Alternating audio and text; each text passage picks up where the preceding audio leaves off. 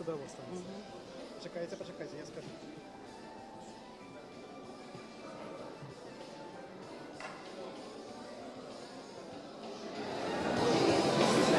Чекайте.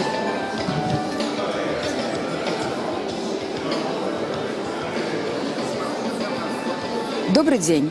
Сегодня тут у будинку літоўскай амбасады адбываецца трэцяе паседжанне інтэлектуальнага клубу нобелеўскай лаўрэаткі Светланы Алексіевіч. І госця сённяшняга паседжання літоўская пісьменніца Рута Ванагайте, якая напісала вельмі рэзанансную кнігу пра знішчэнне габрэяў у Літве. Кніга называецца «Нашай». І кніга выклікала вельмі вялікі рэзананс і неадназначную такую рэакцыю і літоўскай публікі, і ў Расіі.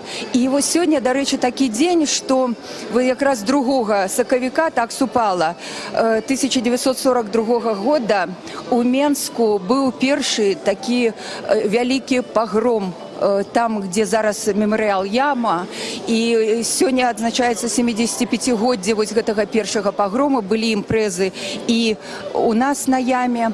І вось усё ж такі, вот літоўцы, след літоўскі такі, нават у Менску быў батальён паліцэйскі. І вот я перад гэтым рыхтавалася, чытала, размаўляла з нашымі гісторыкамі. Яны кажуць, канешне, у Беларусі таксама маглі быць асобныя выпадкі, но такіх масавых вось знішчэнняў менавіта мясцовым насельніцтвам, як была у мястэчку Едвабне у Беластоцкім краі, як было у Літве, такога ў Беларусі масавага знішчэння і менавіта беларусамі габрэяў не было. І вось я хочу прадставіць гостя нашага. Гэта пісьменнік, публіцыст, вядомы Сямён Букчин. Сямён, я ведаю, што вы гэтай тэмай даўно цікавіцеся, займаецеся, і ў прынцыпе яна не можа не хваляваць і нас. Вот у Беларусі ўсё ж такі галоўная тэма заўсёды гераізм. А ці ёсць за што каяцца беларускаму народу? Ці былі ўсё ж такі вот нейкія такія выпадкі?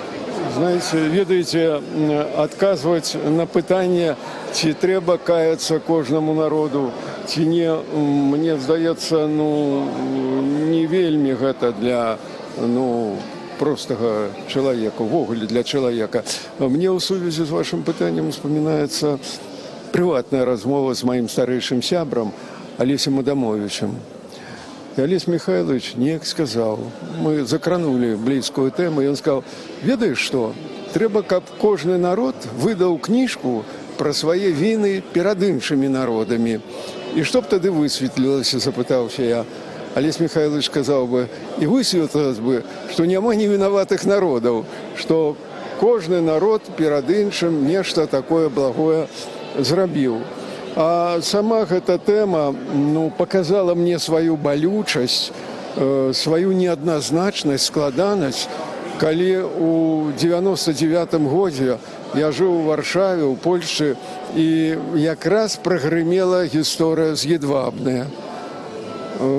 Амерыканскі гісторык надрукаваў кніжку «Сонседзі», што значыць «соседзі», усю гісторыю знішчэння этой польскай вёскі.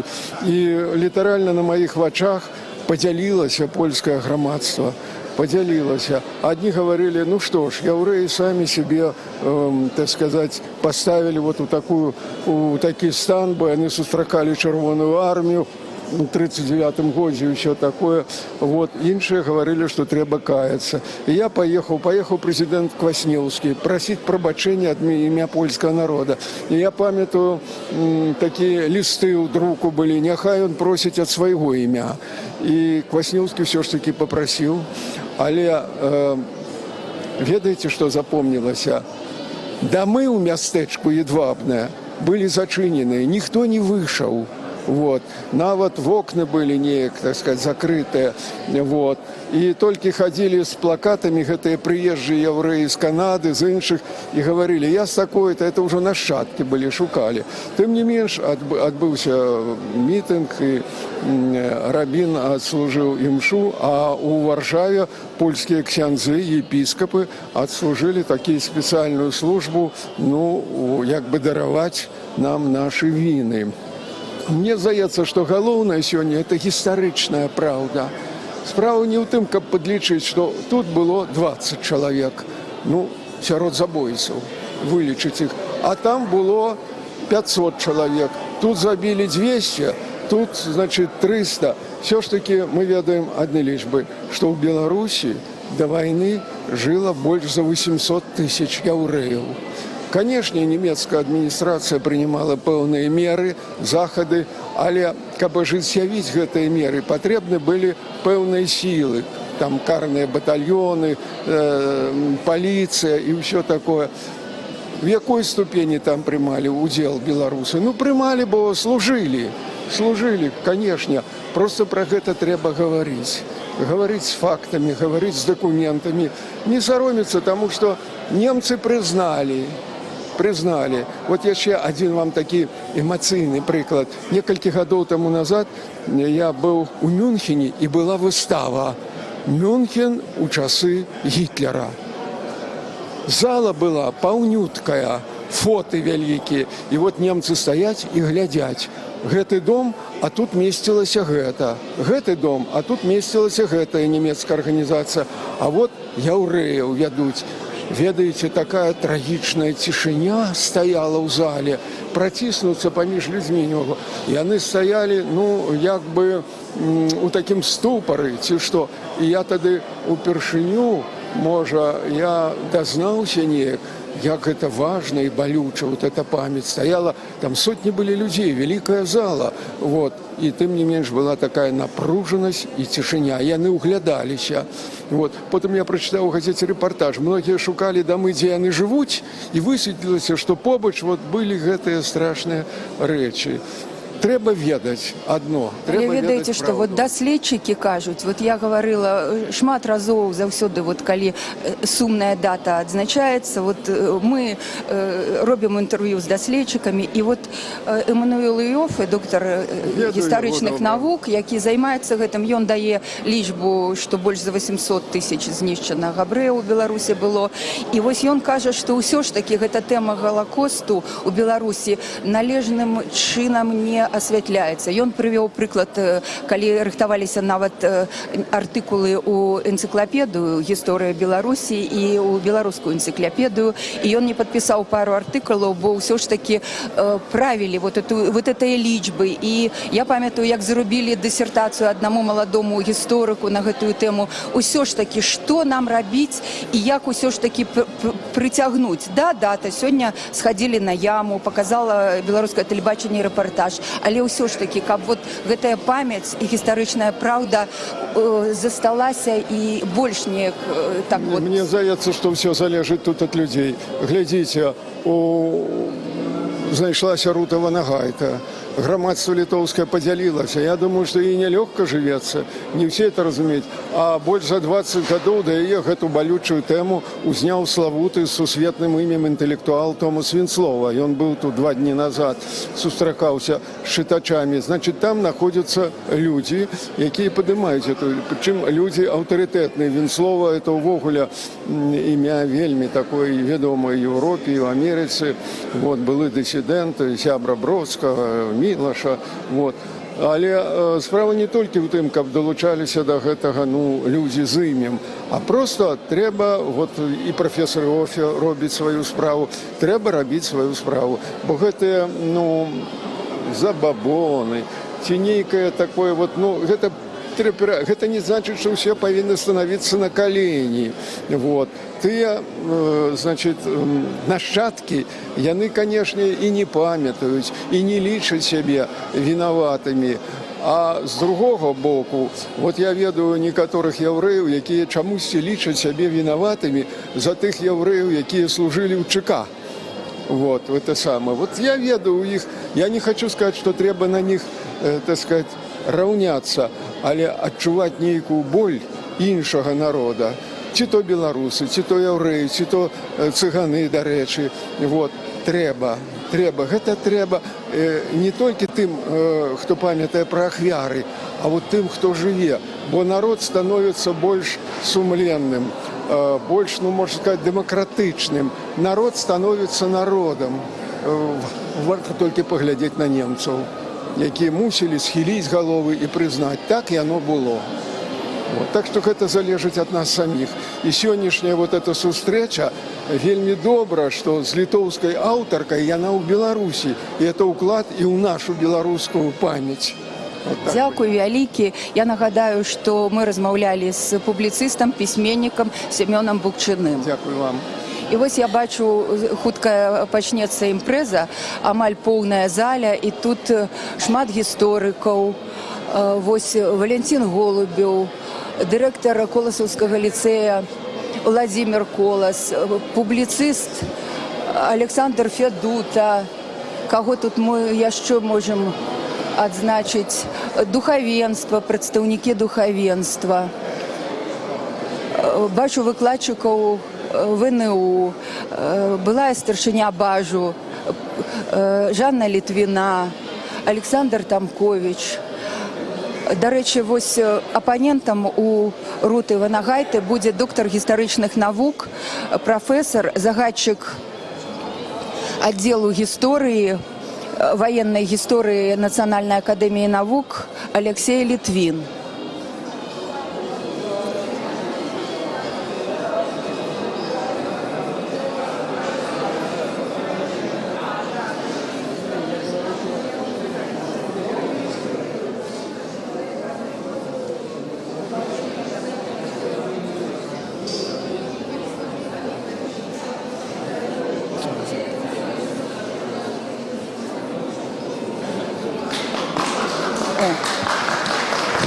Вось пачынаецца.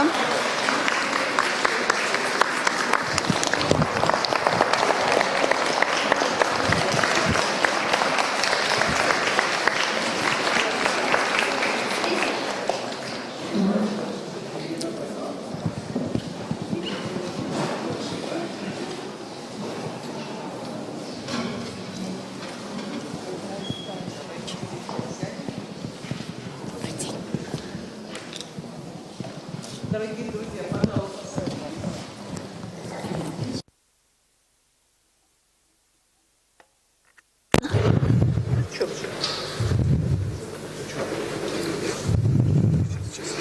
Технические проблемы.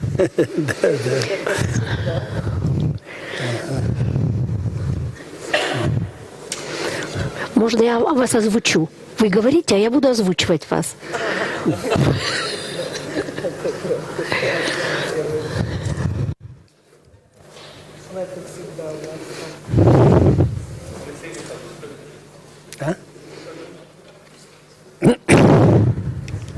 Сказал.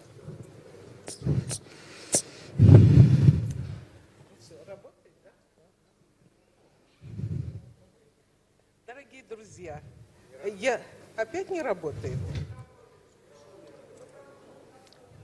Ну, а сейчас работает. Но я еще раз скажу, что я очень рада вас всех видеть. И я вижу каждый раз у нас другие лица. Это очень интересно. Видно, это все зависит от темы, от людей. Почему эта тема? Я думаю, что мы живем в достаточно опасное время, в котором много опасностей, искушений. И то, что мы не обдумали свое прошлое и не признались во многих вещах, они остались табу, и как-то боимся открывать глаза на то, что было, это все каким-то образом влияет на то, что с нами сейчас. Это влияет на то, что у нас нет общества, есть страна, но нет общества, что у нас нет философии сопротивления, у нас нет идей, которые бы нас всех объединяли. У нас очень много проблем. И у нас нет главного, мы не знаем, кто мы, откуда. То есть есть много версий, но все это не стало какой-то общественной мыслью, которую можно свободно обсуждать, свободно говорить. И я думаю, что тема Холокоста в Литве, в Белоруссии, вот у меня Рута Ванагайта расскажет о Литве, Литвин Алексей расскажет, какие же мы, белорусы, были в это время. Я думаю, хорошо, что это происходит в день второго, когда годовщина Ямы. Сегодня вот второго годовщина Ямы. И я думаю, что это бы прошло незаметно совершенно. Вообще трагедия Холокоста прошла мимо нашей литературы, мимо нашего искусства, мимо нашей общественной мысли. Только некоторые честные энтузиасты что-то делают. Я отношусь к тем людям, которые считают, что надо быть откровенными с собой, и надо честно пытаться понять, как я уже говорила, кто же мы. И это не надо говорить, что нам не дают, на нас давят. Нет, я думаю, что многое мы не делаем совершенно по другим причинам. Мы просто не готовы к этой самостоятельной, честной мысли. Вот ради этого и задуман этот клуб. И чтобы все-таки немножко какая-то мысль застревала в нашем сознании, и как-то мы это обсуждали, что же это за время нам досталось. Когда я писала книгу свою последнюю, вот «Время секонд-хенд», меня больше всего потрясли рассказы еврейские рассказы, когда мальчишку один вылазит из огромной ямы, где их расстреливали ночью, и полуголодный ходит по лесу и находит партизан, и каким-то чудом они его не расстреляли, а хотели расстрелять, но там оказался друг отца. И это совершенно не вкладывалось в ту схему, в которой у нас в сознании. Потому что даже сейчас я получила несколько звонков перед приездом Руты Ванагайте. А почему опять эти евреи? Сколько можно о них? Это говорит о той агрессивности, которая нам заменяет думание, которая нам заменяет честность, которая, в общем-то, работа интеллектуала продумать вещи честно. Мне кажется, когда я клала трубки после этих разговоров, мне кажется, что мы это не научились делать. Мы жили в таком аквариуме, мы жили среди каких-то готовых мыслей, идей, и какая-то часть нашего мозга отказывается жить и понимать новое время. Но, слава Богу, это новое время наступило, хотя, глядя на наших соседей, можно подумать, оно и быстро может кончиться, но давайте используем то время, в которое у нас есть, и все-таки человек задуман Богом, наверное, для того, чтобы он прошел какой-то благородный путь, а не путь что-то такое, человека-животного, что ли.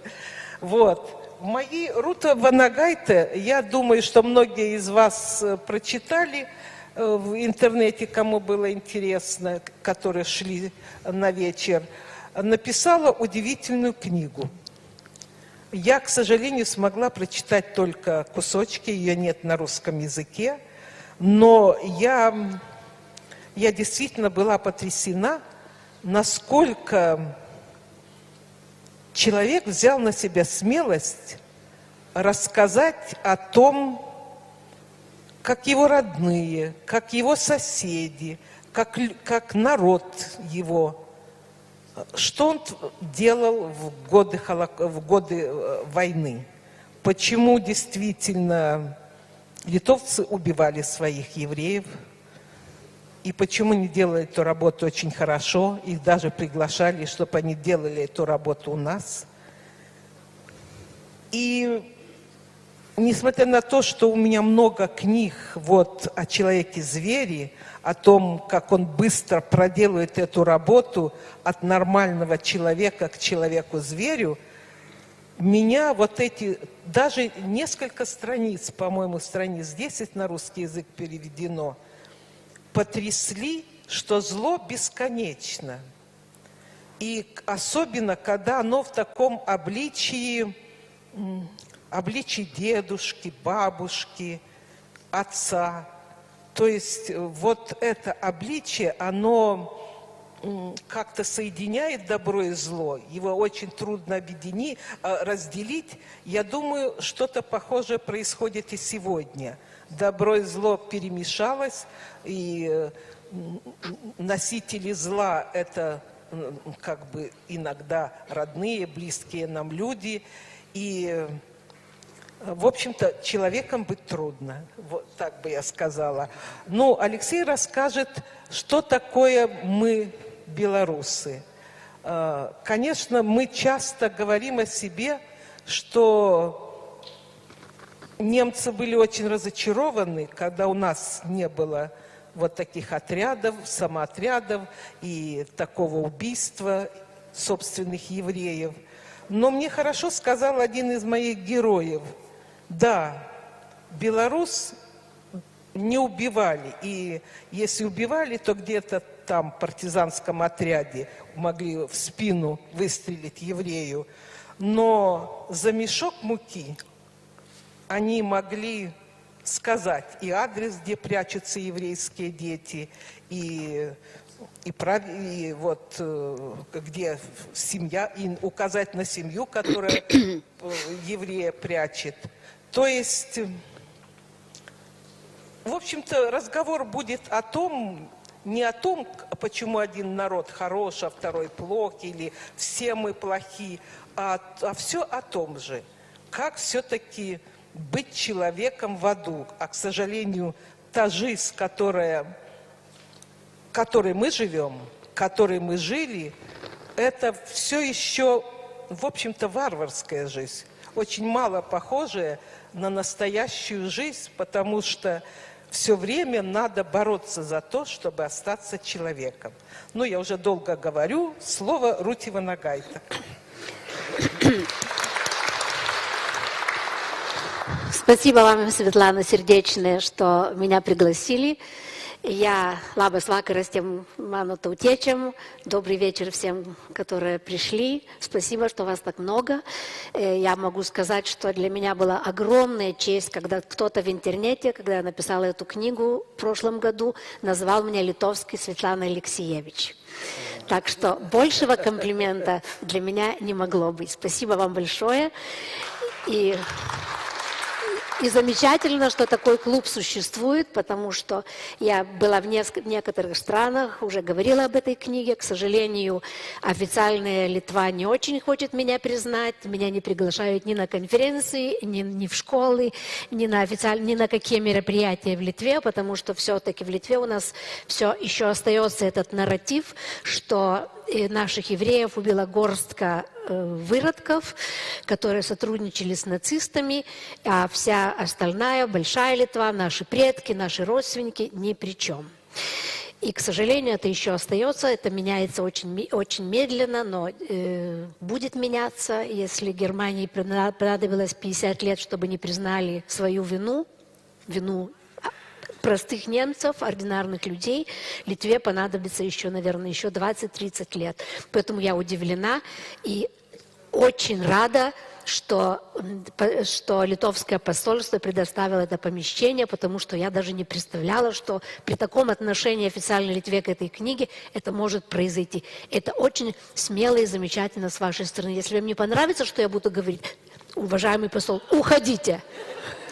Я не обижусь.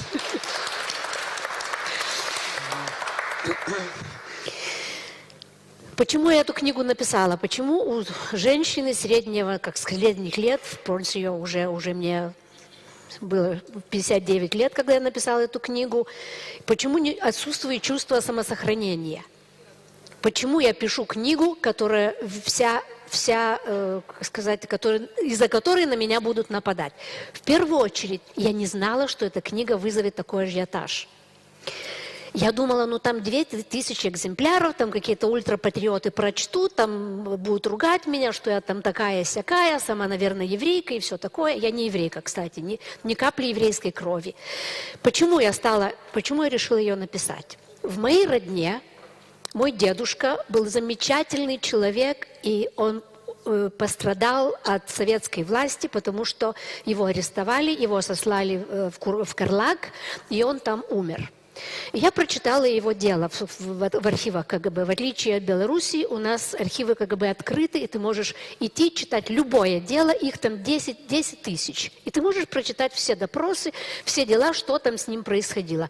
Я прочитала, что он, когда пришли немцы, в 1941 году война началась, и он стал в маленьком городке Коварскосе, он стал участником нацистской комиссии, которая составляла списки советских активистов.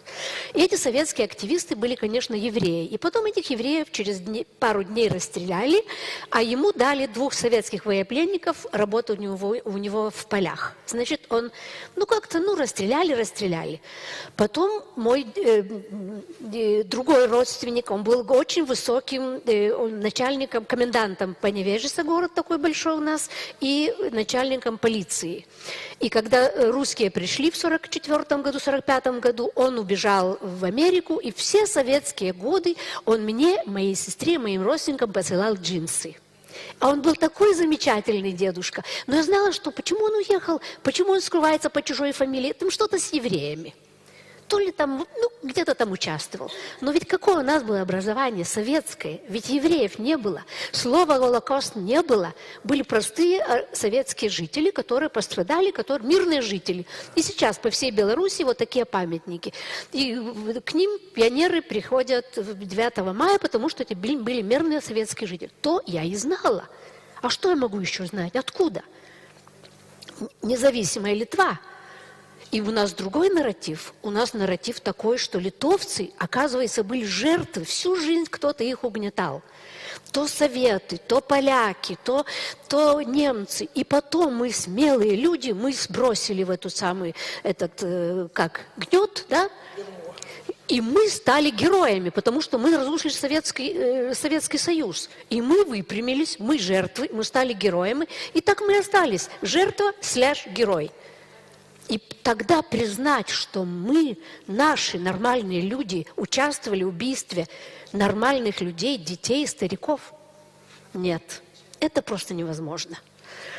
И в школе нам преподают Голокост. Моим детям преподавали Голокост один урок в 10 классе, 1 урок в 11 классе. То столько, 200 тысяч человек погибли, там выродки их убили, и в этих выродков тоже не стало, и все у нас, мы сейчас вот все. Герои. Жертвы и герои. И тут я оказалась в одном семинаре, будучи 59 лет. Семинар для учителей.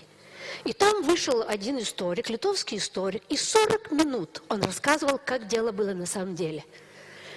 Как это, когда немцы пришли, литовское правительство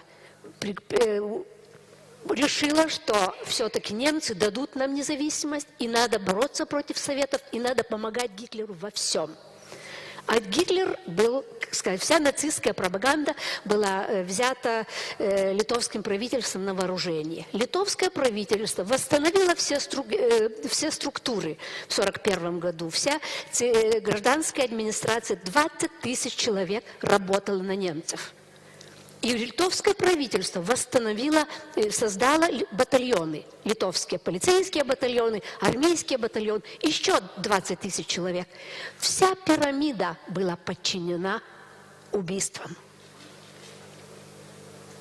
И я слушала этот рассказ, и я думаю, боже мой, значит, мой дедушка был частью этого. Мой другой родственник тоже был частью этого. И все люди, когда 200 тысяч евреев погибли, вся Литва пошла за этим имуществом. Ведь дома-то остались, кровати остались, полотенца, все осталось. И я тогда подумала, боже мой, моя бабушка умерла, у меня в доме есть антикварная кровать и антикварный шкаф, и часы. Откуда они? Купила ли она? Если купила, за сколько? А может быть, это с 1941 года? И после этого я даже думаю, я не могу пойти в антикварный магазин, потому что откуда эти вещи? Литовцы были крестьяне. И думаю, любой литовец должен себя спросить, а откуда у меня дома антикварные вещи? Мало того, те люди, которые убивали евреев, они не получали, потому что немцам нужно было давать золото, кольца и все такое. Ну что осталось? Ну зубы остались.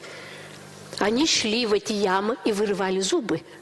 Один из этих убийц, который убивал в Каунасе в 7-м форте, одна из первых массовых мест массового убийства, он после войны 10 лет работал зубным техником. Сколько наших бабушек и наших дедушек умерли и пошли в католическое кладбище с еврейскими зубами во рту. Вы представляете, какой для меня это был шок? Ну, я, знаете, я такой неспокойный человек. Я подошла к этому историку, говорю, а можно я вас на обед приглашу? Я хочу больше об этом знать. Вы можете мне рассказать? А кто? А мой дедушка что делал? А этот что делал? Он говорит, хорошо, встретимся, но только не в кафе, в парке. Мы через день встретились с ним в парке, в центральном парке Вильнюса. Он пришел с одной стороны, я пришла с другой стороны. Он принес пластмассовый мешочек, где был списки убийц, которые изданы в Израиле. Такой знаменитый список Меламеда называется «Crime and Punishment», «Преступление и наказание». И там есть 5000 имен. Мы посидели с ним на этом парке. Он говорит, я тебе дам на несколько дней. Ты сделай копии и потом отдашь мне в понедельник в том же парке. Я говорю, хорошо, все хорошо. И мы разошлись в разные стороны. Я думаю, подождите, я же была в этой ситуации. Вот так мы в парках получали на один день книги Солженицына или Орвелла. И сейчас 26 лет независимости, и я с кем-то в парке встречаюсь. Я думаю, ну вот этого я так не оставлю. Думаю, если все... И потом я стала спрашивать, историки литовские пишут правду. Они на самом деле в исторических книгах, в статьях, в таких талмудах огромных, это правда есть. Но как они мне потом сказали, мы можем писать все потому, что никто нас не читает. Это письма профессионалов для профессионалов, а широкая общественность не знает, в школах это не преподается, в телевидении они не выходят, в большие аудитории они не выходят. И когда я сказала этим историкам, что я буду писать книгу, говорят, боже мой, оказывается, эти лекции читать очень опасно, мы больше этого делать не будем. Вы не будете уходить, амбассадор? Он сидит, кто-то держит его за руку. Спасибо вам. И тогда, вы знаете, я до этого написала одну книгу, которая в Литве очень популярна, о женщинах моего возраста, называется «Не бабье лето», там бестселлер и все такое. И мое это самое большое, как это называется, издательство Литвы сказало, ну давай, Рута, давай что-нибудь еще напиши. Вот про женщин, про мужчин, про любовь, ну что-нибудь. Я говорю, напишу. Ну когда будет, что будет, как будет? Я говорю, будет вот книга скоро, но не та, которую вы думаете, а какая? Я говорю, про Холокост. Ой, говорит, пожалуйста, только не это. Только не это. Я говорю, почему не это? Она говорит, директор, говорит, так же геополитическая ситуация такая, ты что, не знаешь? Путин, Россия, вся угроза. Я говорю, вы знаете, говорю, Путин только и ждет, когда Ванагайте напишет книгу, что литовцы тоже убивали. И сразу инвазия будет, уже обязательно. Он только и ждет этого. Я говорю, а с другой стороны, а когда эта геополитическая ситуация изменится? И вообще в Литве нет гражданского общества только потому, что если мы что-то скажем против своей власти, сразу Путин воспользуется. Если мы только поднимем голову, сразу. И я думаю так, что если Путина бы не было, надо бы было его выдумать, потому что он удобен. Он держит мою страну в тишине и спокойствии. Извиняюсь еще раз.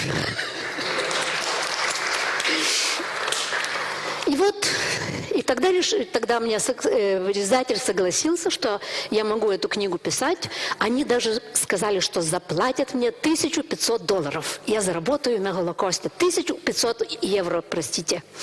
И я полгода писала эту книгу. Я сидела в архивах и смотрела, читала эти все дела, допросы. Эти историки, которые встречались со мной в парке, встречались еще раз в парке, в других местах, в неофициальных, и указывали мне, что читать, куда идти, какие самые скандальные вещи. Они мне давали информацию. Ну, Я не могла их угостить кофе, и по сей день не могу, потому что говорят, когда все уладится, когда все стихнет, мы тогда с тобой и пообедаем, и кофе выпьем, а пока нет. Вот год прошел, и мне как-то, знаете, я не могу, у меня 1500 евро, я никак не могу им расплатиться за ту информацию, которую мне дали. И что я нашла в этих архивах? Люди были нормальные, убийцы были нормальные люди. Они пошли, так как литовское правительство пригласило их всех защищать родину от советов, и это начало новой литовской независимой армии, и они пошли в эту армию, они пошли в эти батальоны, пошли ребята, студенты, 10-8 человек, учащиеся ремесленного училища в Вильнюсе, когда кончился учебный год в 1941 году, в июне, они решили, что нужно где-то поработать. Ну, куда же пойдешь поработать? Оказывается, есть работа, вот такой зондеркомандо, особый отряд, и там в Панары нужно ехать, этих евреев стрелять. Ну, Сначала никто не стрелял, сначала не охраняли евреев, потом конвоировали. Немцы были умные. Они не делали так, что ты тебя взял с улицы и дал тебе ружье. Понемножку тебя втягивали.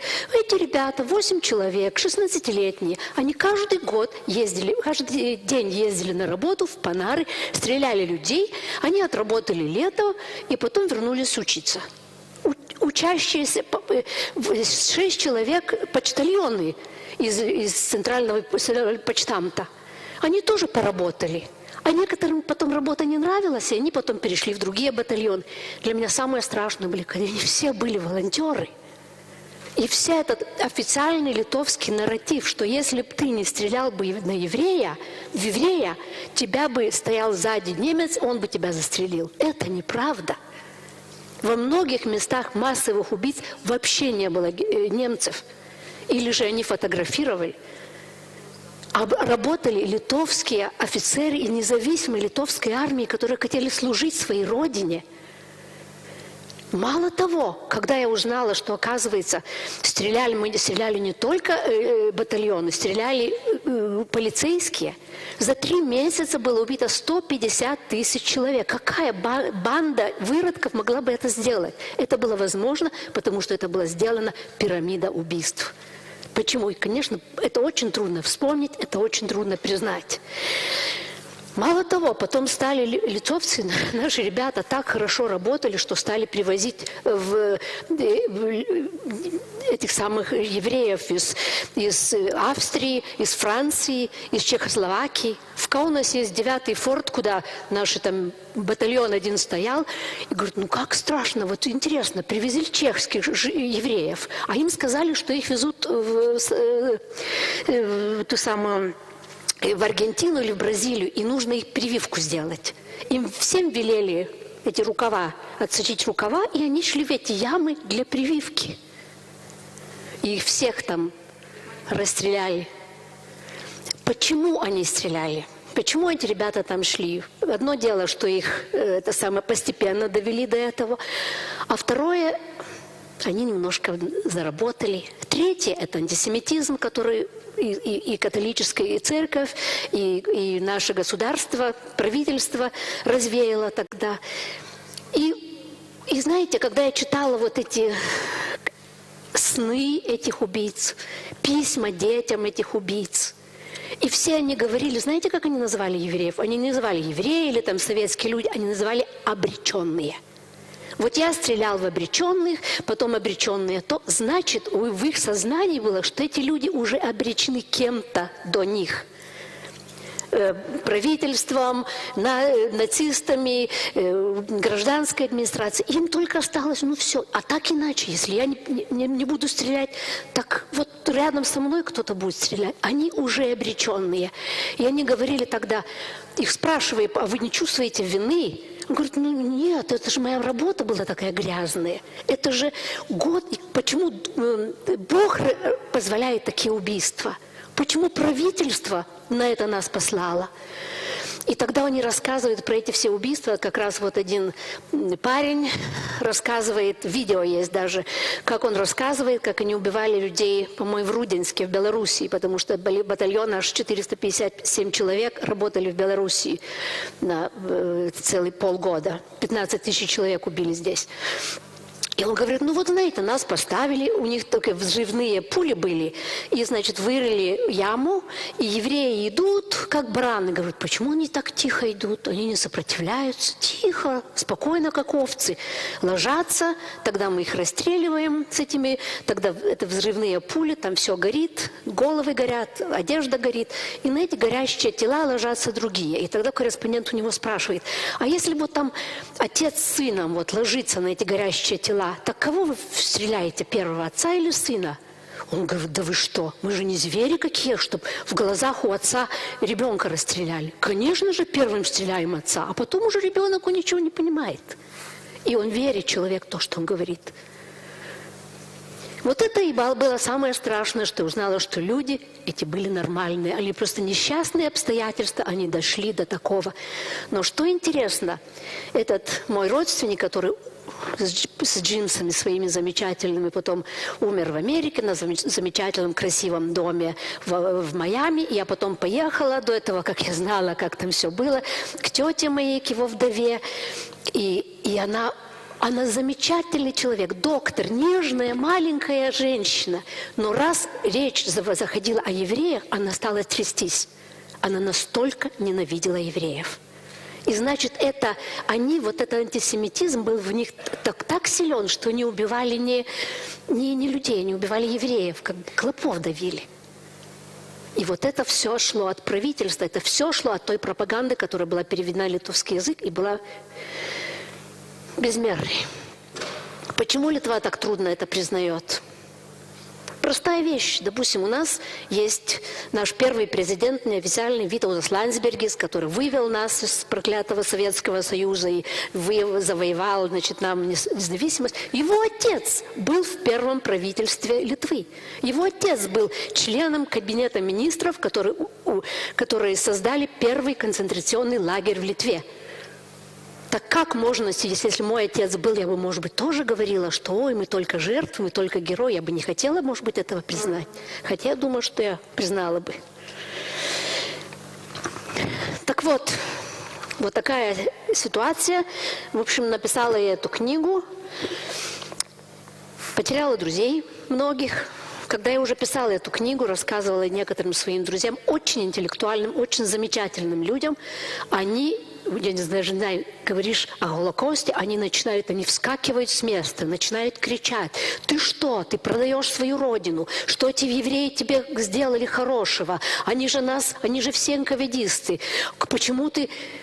сколько они тебе платят? Моя близкая подруга сидела у меня дома и говорит...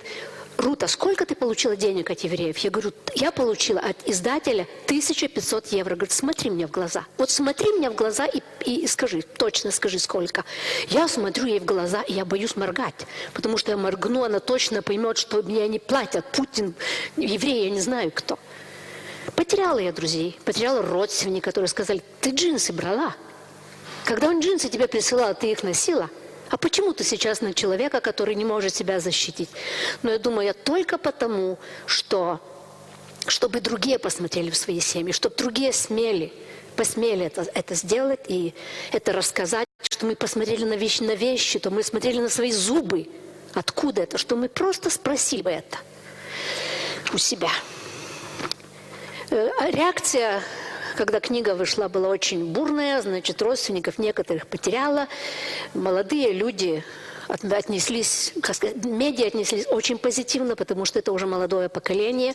Мои дети не читали этой книги. Одному моей дочке 28 лет, сыну 20 лет. Но они сказали, знаешь, мама, мы тобой очень гордимся. Это первый раз они такое мне сказали. Из-за этого одного уже стоило книгу написать. Потом я у сына спросила, он учится у меня в университете, я говорю, а что твои друзья говорят про эту книгу? Что они вообще про эту тему говорят? Он говорит, знаешь, мне говорят, почему ты не платишь за пиво? Твоя мама столько денег от Путина получила, что давай заплати. И потом я с сыном еду по городу и выхожу из машины. Я сначала, когда книга вышла, я на самом деле боялась физической расправы, боялась, там была ярмарка книги, так они наняли меня на 3 дня охранника, потому что люди говорили, убить ее надо, она там евреям продалась и так далее. Я еду по городу, я выхожу из машины, мой сын выходит, идет в университет, и я вижу, идет мужчина на меня. Ах, ты такая-сякая, как я тебя ненавижу. Ты родину продала. Я думаю, что теперь будет? Мой сын возвращается. Я думаю, мой сын возвращается, чтобы сказать, маму защитить. А мой сын такой интеллектуальный говорит, да, правильно. Вот вы правильно говорите. Вот смотрите, какая у нее машина. Вот сколько она денег у евреев получила. Тот говорит, а что машина? В Швейцарии сколько денег у нее? Тут мой сын пожимает ему руку, и они расходятся как друзья. Вот такие хохмы. Потому что Литва разделилась на две части.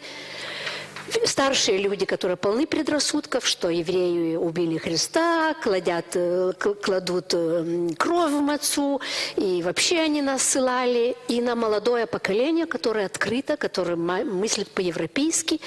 И знаете, что интересная вещь случилась в Литве, что стало модным жалеть евреев. Потому что это значит, что ты не старшее поколение, что ты не ретроград какой-то, что ты модерный европейский человек. И даже политики понемножку уже стали, да, может быть, мы на самом деле не только изверги стреляли, но вот так было вроде бы, и нужно их уважать. Понемножку все это меняется. И что вам сказать? Страшного ничего не случилось, никто меня не убил, никто камнем на меня не пустил. И книга издана, как сказать, как в Литве, это огромный тираж, 19 тысяч экземпляров вместе 2000. И, к сожалению, я не имею возможности говорить ни в школах, ни в каких-то мероприятиях, только где-то за границей меня приглашают. Но знаете, как приглашает...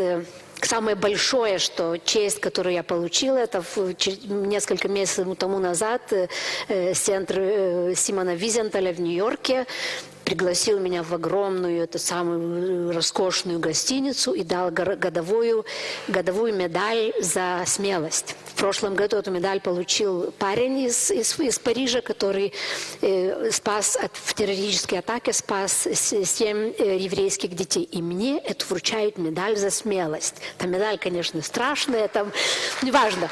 Но, вы знаете, такой вот, они сказали, пусть она там говорит, максимум 2 минуты там было сказано, чтобы я больше не говорила. Что я могу сказать? Спасибо маме, спасибо папе, спасибо вам. Но я думаю, гады, я вам скажу. А роскошная гостиница, а люди разодетые, а еда невозможная, и все такие довольные, все такие сытые, богатые, знаете, спонсоры. И думаю, что я им сказала? Вот этим я свое выступление хочу закончить. Я им сказала, вы знаете, я не думаю, когда я сейчас думаю о евреях и о тех погибших людях, 227 мест в Литве, каждый литовец может доехать до мест массового расстрела за менее чем полчаса. Так что все очень удобно. И я думаю не о статистике, но я думаю о тех людях, которые там лежат слоями, 4 слоя, 5 слоев. Я думаю об этом отце, который лежит со своим сыном. И у отца обычно бывает так, протоколы эксгумации показывают, входное отверстие бывает 0,8 сантиметров, выходное от 8 до 15. Значит, эти пули были взрывные, они взрывали головы этих образованных людей, которые читали с детства, которые могли бы быть цветом нашего общества. Я думаю о том ребенке, который лежит рядом с ним, уже 75 лет, у которого наверняка голова целая, потому что многих хоронили живыми, в них очень трудно попасть. И я думаю о том, что 75 лет спустя отец все еще обнимает своего сына. И он всегда будет обнимать. И говорю, вот вы сейчас будете пить шампанское, вы сейчас будете есть. Вообразите на секундочку отца и сына 75 лет спустя, и они всегда там останутся. И они, знаете, некоторые даже заплакали. Спасибо вам большое. Я думаю, очень долго говорила. Рута, можно такой вопрос задать? Когда я читала эти отрывки, которые на русском языке, то там говорится о том, что вы ездили по Литве и разговаривали с людьми. Да. А какие-то люди, это они говорили о соседях или о самих себе, что они эту работу делали? Вы знаете, нет, те, которые убивали, их не осталось живых, наверное, потому что и те, которые участвовали в этих батальонах, им было минимум 18 лет, ну некоторым 16. Значит, им сейчас 90 лет, 95 уже. Мужчин в таком возрасте мало их осталось. Ну, я ехала не одна, потому что одной бы было очень страшно. Вы знаете, уже в этих архивах сидеть было бы страшно, потому что мне постоянно снились маленькие дети, у которых песок идет изо рта. Это был мой такой кошмар полгода. А думаю, одной поехать, я уговорила вот человека, который участвовал в этой книге, знаменитый охотник на нации Ефраим Зуров, который считается одним из страшных врагов Литвы. Я говорю, вот я, и мои родственники были убийцами или участвовали в этом. Ваши родственники были убиты в Литве. Вот давайте сядем в мою машину и давайте проедем по этим местам и посмотрим, что люди говорят. Будем, где правда, где наша, о чем мы можем согласиться. Мы спорили много, но вы знаете, въедешь в любое место массового убийства найти очень трудно. В некоторых нет памятников, нет ничего. И некоторые есть, и идешь в любую избу, которая рядом, и говоришь, вы знаете, что здесь происходило? Он говорит, там человек говорит, нет, я не знаю, я только переписываю, но вот там, в этой избе, живет там старая женщина, которая знает. В любом месте мы нашли людей, которые видели, и которые плакали. Одно, что они не согласились, чтобы их снимали, они не согласились, чтобы я что-то записывала, они на это не согласились. Я говорю, почему вы боитесь? Вам 80 лет, чего вы боитесь? Он говорит, придут и убьют. Я говорю, кто придет? Говорю, литовцы. Сами они литовцы. Но люди, знаете, что случилось? Они думали, что это страшные вещи происходили только в их деревне, только рядом с их домами. Когда книга вышла, они стали говорить, потому что поняли, что это происходило вовсюду. И они стали рассказывать своим внукам. Я думаю, что это огромное достижение, о котором я даже не думала, что люди открылись и рассказали, что на самом деле происходило. Они звонят мне, рассказывают про этих убийц, рассказывают, что случилось с ними, с их детьми. Кстати, почти у всех потомков этих убийц были страшные судьбы. Они родились ненормальные, они погибали, они сгорали живыми. Вот какая-то есть, знаете, расплата на втором, на третьем поколении. Страшно, но это правда. Скажите, вот я занималась национальными войнами сейчас, вот в Таджикистане, где-то, да, и когда люди рассказывали, вот недавно мы были соседи, пили вино на свадьбе, а он потом пришел, когда началась национальная вот эта резня, и вспорол живот моей беременной сестре. И вот этот переход от нормального к ненормальному человеку. Вы знаете, это таких катастрофических, что там вспороли живот или как. Я говорю, система проходила так, что ты был в какой-то такой организованной структуре. Потом тебя поставили фабрику охранять, потом поставили синагогу охранять, потом какие-то советских активистов, которые почему-то были с бородами. И потом понемножечку тебя втянуло в это, в дьявольские такую вещь. Но таких извергов были они, но в основном это были нормальные семейные люди. Но представляете, вот нам с вами, вот мы бы с вами были разных убеждений. И вот мне взять, и вот привели бы таких 10 там мужчин и женщин, несколько стреляй. Но если вам 20 лет бы говорили об этом, что я клоп или крыса, может быть, вы смогли бы. Да. А скажите, а вот сегодня интеллектуалы, вот ваши друзья, что мешает им национализм или что мешает им честно взглянуть? Вы знаете, предрассудки. Мне один журналист очень интересно сказал, что говорит, те, которые плохо относятся к этой книге, кстати, в Литве все разделились. Или очень хорошо относятся, или очень плохо. Многие из них не читали, которые плохо относятся. Потому что одно слово «наши» это страшное слово, потому что для литовского сознания что я утверждаю? Вот тут, неважно, тут один человек еврей, молодой человек, другой человек литовец. Этот еврей был достаточно хорош для Литвы, чтобы представлять Литву в 2 Олимпийских играх, в 24-28 году. Но недостаточно хорош, чтобы жить. А этот парень, который выглядит точно как его брат, он был офицером особого зондеркомандо, и он ответственен за убийство 70 человек. Я утверждаю, что эти наши и эти наши. Но для ординарного литовца моего поколения евреи не наши, потому что они были энковедисты, клопы, что угодно. И эти тоже не наши, потому что они изверги. А наши эти баскетболисты, там режиссеры, актеры знаменитые. А вот это, они же наши. Я не знаю, читали ли вы книгу французского писателя Литтела «Благоволительницы»? Нет. Да? Это вот он ведет ее от имени эсэсовца, он был эсэсовцем, и вот он рассказывает, как он расстреливал. И, и все это ради чего? Сказать: читатель, не будь высокомерен ко мне. Окажись ты в моей ситуации, ты был тоже не такой хороший. Может быть, ты был такой же, как я. Ну, вы знаете, знаменитые эксперименты в этом веке сделаны. Эксперимент университета Стэнфорда, эксперимент Милфорда, что люди, если их вести постепенно, в них пробуждается зверь. И они даже не сознают, что они зверь. То есть это тонкая кожица культуры, она лопается мгновенно. Да, но что, допустим, с моими родственниками или с моими друзьями, которые, я не знаю, они не могут спокойно сидеть, или кто-то скажет слово «еврей», они вскакивают, и у них пена изо рта идет. Евреев-то не осталось. Во всей Литве есть 3000 евреев. Кого мы ненавидим? Но это что-то так глубоко и такая агрессивная защитная реакция. Это, знаете, один поляк хорошо шутил. Как-то мы разговаривали с ним на эту тему. Он сказал: в Польше есть антисемитизм, но нет евреев. Да, у нас то же самое. То же самое, да.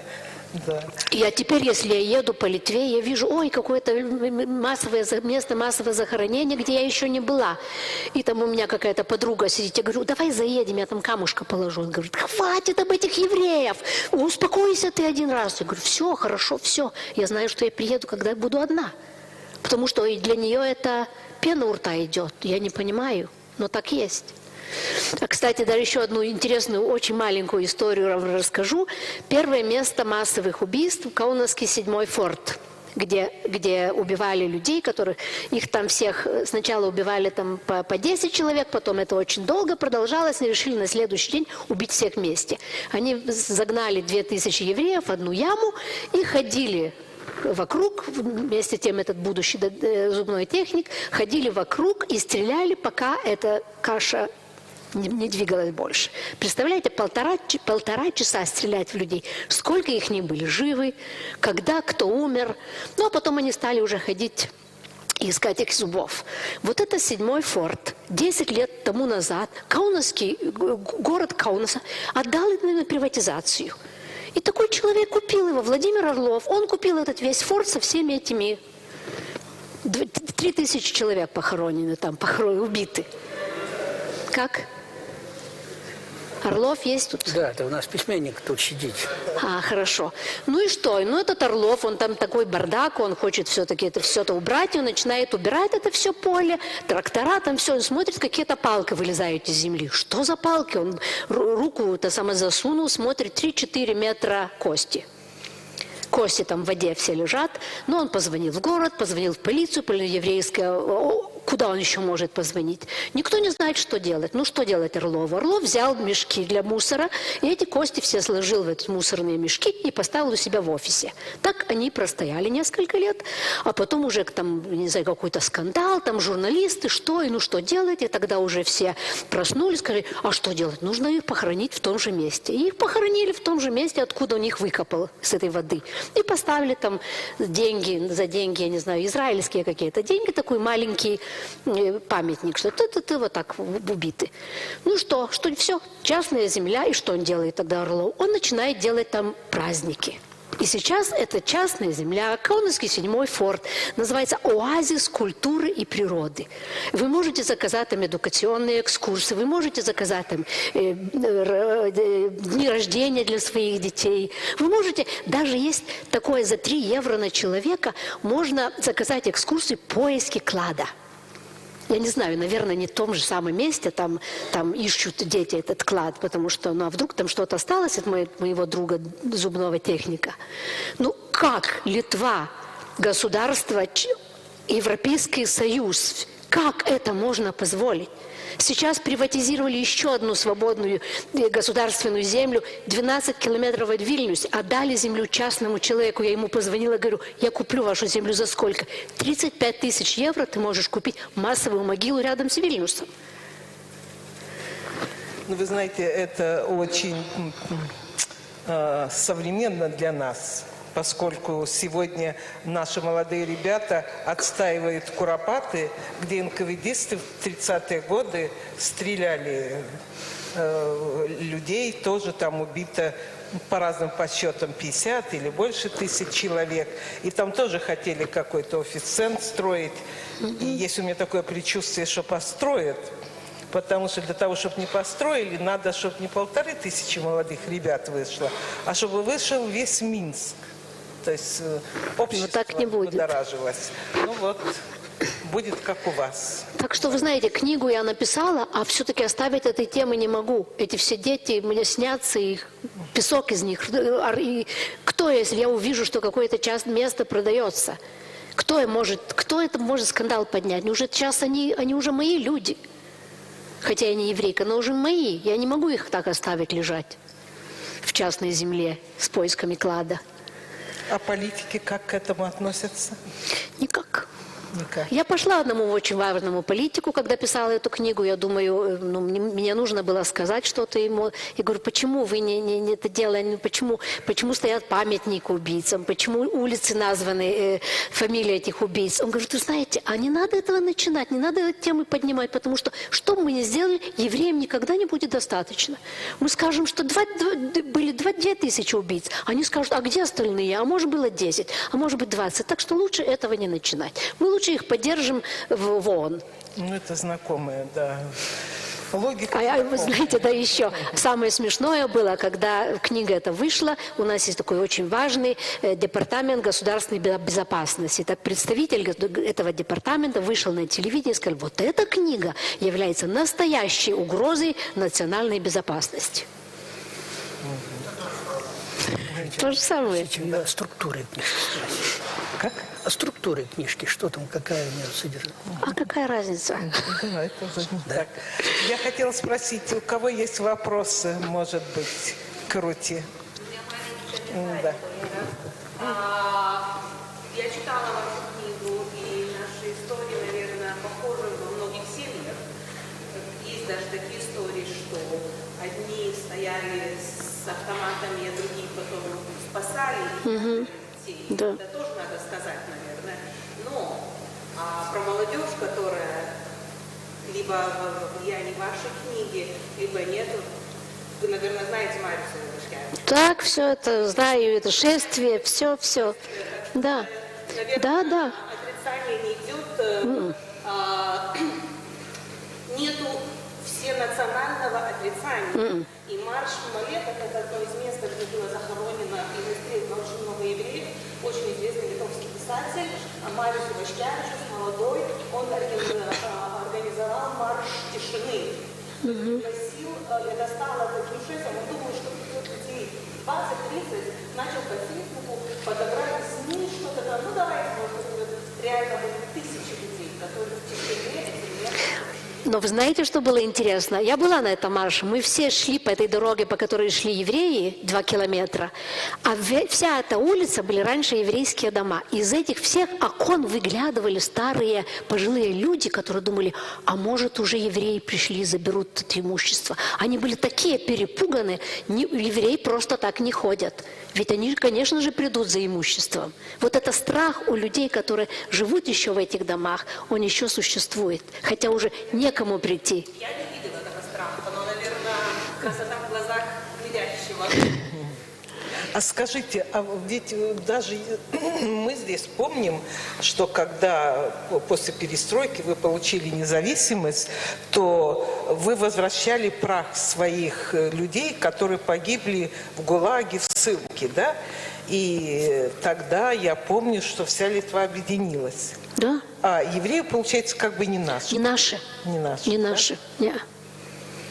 То есть Вы знаете, у нас католическая церковь. Моя двоюродная сестра, я говорю, Виргиния, и пару лет старше. Я говорю, пожалуйста, я подарила книгу, хотя мои многие подруги, ой, нет, они даже креститься начинали, когда я хотела подарить эту книгу, потому что евреи, знаете что. И я говорю, Виргиния, ну ты прочти. И она села, говорю, как на экзамен. Я села и прочитала эту твою книгу. Говорю, ну и что? Ну, говорит, ну может там и правда. Но ты представляешь, меня же бабушка воспитывала, и мама все говорила, что не ходить вечером, потому что еврей тебя поймает, что если перед не Рождеством, а Пасхой евреи кладут детей как называется, в бочку с гвоздями и спускают с горы, чтобы лучше центрифугалась кровь для мацы. Говорит, ну я тоже знаю, что это, ну вроде бы и неправда, но вот так мне говорили. И вы знаете, как это глубоко сидит? и вся эта мифология. Кто еще хочет вопрос? Пожалуйста. Да, сейчас. Кто мне поможет давать? Дайте я вам... Восхищены вами как человеком. Вот сейчас вы выступали, и это была замечательная женщина. Мужественная, простая, доходчивая. Я в восторге и думаю, что этот восторг разделяют очень многие здесь белорусы. Второе, что я хотел бы сказать. Мне кажется, что вашим союзником, это имя не прозвучало, был, конечно, Томас Венцлова. Несомненно. Он поднял давно эту тему литовско-еврейскую в своей публицистике. И мне кажется, что в его лице вы имеете мощнейшего союзника. Это литовский интеллектуал, имя которого известно всему миру. Он был здесь недавно, 2 дня назад. В маленьком магазинчике выступал. Хотя его могли пригласить в шикарную университетскую залу. И самое последнее, что я хотел сказать. Вот вы привели этот пример, когда шел этот марш, и как люди прятались за занавесочками. Я был в Едвабне. В 1999 году президент Квасневский приехал попросить прощения от имени поляков. Какая разыгралась жуткая кампания в польской прессе. Пусть Квах, так называли его свойски, просит прощения от своего имени. Все Едвабне – это не маленькое местечко, где было сожжено 1600 евреев, без всякого участия немцев. В Риге $100 по-польски. Вот. Они все сидели за занавесками, а евреи из Канады, США и других стран ходили с этими самыми плакатами и говорили: это Шмулькис, который жил на такой-то улице, я его внук. За ними бежали только польские мальчишки, а сами поляки выглядывали из занавесок. Никто не вышел, потому что ксенц местный призвал не участвовать в этом. Так что ваши сограждане не одиноки. Это реакция такая достаточно распространенная. Тоже страх, что придут, отнимут имущество. А кто живет в этих каменицах, по-польски говоря? Это бывшие еврейские дома. И, наконец, вспомним прекрасный польский фильм «Покросье». Покросье – это стерна, то, что осталось после уборки растений. Вот. Там ведь тоже, вы видели этот фильм? Это потрясающий фильм. Среднего возраста поляк в наши дни возвращается из Штатов, приезжает к своему брату в местечко, и тут что-то не то он замечает. Его брат собирает Мацеевой эти памятники. Собирает, потому что где-то во дворах постелили как настил, где-то еще. А он у себя на поле ставит эти Мацеевы. И вот уже целый участок этих Мацеев. И он становится врагом своей деревни, своего поселка. Брат вступает с ним сначала в драку, Юзеф, а потом понимает и становится его союзником. Наконец, брат не выдерживает, уезжает в Америку, на полпути автобус останавливают, и ему говорят: с твоим братом что-то случилось. Вы знаете, он приезжает, извините, что я задержал, но это тема искупления, но это только киношная тема. Он заходит в сарай, тоже стодолу, и застает Юзова укшижованным. Тот казнен на кресте. Кем? Своими односельчанами. Конечно, такого быть в реальности не могло. Ну, не доходило. Это же уже годы свободной Польши. Понимаете, да? Вот и время этого фильма. Но это попытка поляков показать. Вот евреи распяли Христа, вот поляк отвечает, так сказать, за польскую вину. Извините за эмоциональность выступления. Просто все очень перекликается. Спасибо. Спасибо. Есть еще желающие, да? Да. А, вы обратно. А, тянер микрофона сел. Может, ты поможешь микрофон? Да, помоги. Разрешите вопрос задать? Вот есть микрофон. Вот туда, вот все, спасибо. Пожалуйста. Не надо, все.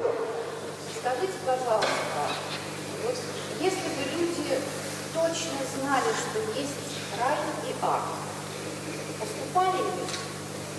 Вообще были бы преступления такого рода и вообще?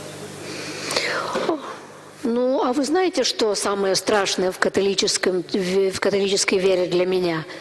Что ты придешь в воскресенье, и ксенз тебе скажет: а я отпускаю твои грехи, все в порядке.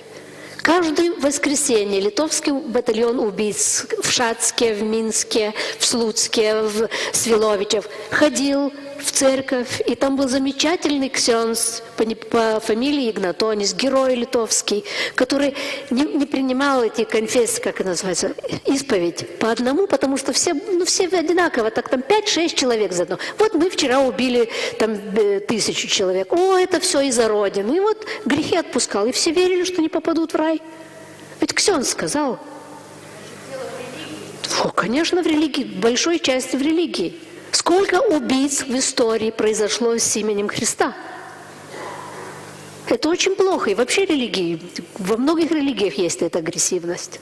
И, к сожалению, многие литовцы из-за того, что католическая церковь молчала или даже помогала этому, они пошли на это. Так что вина есть и в церкви. Я так думаю. Можно вопрос задать? Амбассадор сейчас точно уйдет. Пожалуйста. Скажите, пожалуйста, а как вы сами для себя объясняете вот глубинную причину этого антисемитизма? Очень много причин. Вообще мы всегда ненавидим то, что чужое. Часть этой причины – это то, что евреи держатся во всех временах, держатся отдельно от нас. И то, что мы не понимаем, то, что выглядит по-другому, это становится враждебным. И, конечно, католическая церковь. И, конечно, экономическая причина, потому что евреи слишком, как сказать, да представляете, в Литве, у нас 20-е годы, мы Литва независимая. И почему-то мы, литовцы, должны должны платить евреям, должны одалживать деньги у евреев. У нас нет денег, евреи дают в долг. Но это же наше государство, это наша земля. А вот видишь, еврей как прокрутился? И представляете, если я покупаю в своей деревне, в долг еврей мне дает, и вдруг нету еврея, и долга нету. И еще осталось и полотенце, и туфельки, и стол, и кровать. Так что, вы знаете, многие причины. Вот Сантаяна, по-моему, сказал, что если ты не помнишь своего прошлого, то ты обречен на то, чтобы повторить его вновь. Насколько опасно возможно повторение этих? Вы знаете, когда весь интернет гудел, это были тысячи комментариев, из которых 90% были очень негативные, что там евреи получили то, что заслужили, и вообще их убивать надо, и меня тоже убить надо. Я думаю, если бы сложились обстоятельства... Знаете, евреев в Литве участвовали в этих убийцах. Сейчас уже историки знают, но это еще не официальная информация, эти историки мои с мешочком. Примерно 17-18 тысяч человек. Из них конвоировали и убивали примерно 6 тысяч. Вы думаете, что в Литве среди 3 миллионов не нашлись бы 6 тысяч? Я уже даже вижу, когда я иду по улице, я вижу лица людей, которые мы могли бы стрелять. Из-за зависти, из-за ненависти, из-за несостоявшейся своей жизни, из-за, как сказать, примитивности, потому что обычно типичный литовский, как сказать, шаудист, тот, который стрелял евреев, обычно они были или безграмотные, или 1-2 класса. Так что они темные люди. Это страшно. Страшно, но поэтому такие книги нужны. Чтобы мы знали, что люди на это способны. Нормальные люди вроде бы. Добрый вечер. Меня зовут Татьяна Иворская. Вы говорили о том, ну, то есть в вашей книге и вообще вы говорите много о том, что это стало возможным, эти преступления, потому что была так выстроена государственная политика. Меня очень давно мучит один вопрос. Мне кажется, что потенциально есть конфликт между белорусами и литовцами. Я имею в виду, что, например, я не знаю, как выстроена национальная политика в Литве, но очень часто я общаюсь с рядовыми литовцами, и очень часто я слышу, что когда мы заговариваем там про Гродно, Новогрудок, я очень часто слышу от них: о, это наши литовские земли, там бывшие. В то же самое время я часто слышу от белорусов о том, что Вильня наша. То есть мой вопрос такой. Считаете ли вы, что есть потенциально такой конфликт, потому что, возможно, как-то выстроена так национальная политика, что вы говорили много о том, что были жертвы, теперь герои, вот, и как этого избежать, на ваш взгляд? Спасибо. Знаете, сейчас что вообще происходит в Литве, этот национальный нарратив, он не так силен, потому что я думаю, что у нас актуальной становится другая проблема, что массовый выезд людей. И даже страшное дело мне вот как раз этот господин Зуров сказал, когда мы ездили по Литве и видели, что вся провинция пустеет. Огромное количество пустых домов. Есть городки в Литве, где люди 5-7 лет не видели беременной женщины. Значит, Литва становится таким огромным пенсионатом старых людей, кроме 2 или 3 городов. И он говорит: это ваша месть. Евреев не стало, 200 тысяч евреев не стало, скоро Литва останутся только старики, и некому будет жить в этих еврейских домах. Так что я не думаю, что это националистический нарратив или там какой-то конфликт вообще возможен, потому что молодые люди уезжают. Не только из-за экономических причин, тоже из-за особой какой-то депрессии, потому что это государство не дает им то и в моральном, и в этическом смысле, на что мы рассчитывали, когда мы стояли и вы, как герои, выходили из Советского Союза. Я тоже стояла у танков, а сейчас не знаю, кто бы пошел защищать парламент. Еще есть вопросы?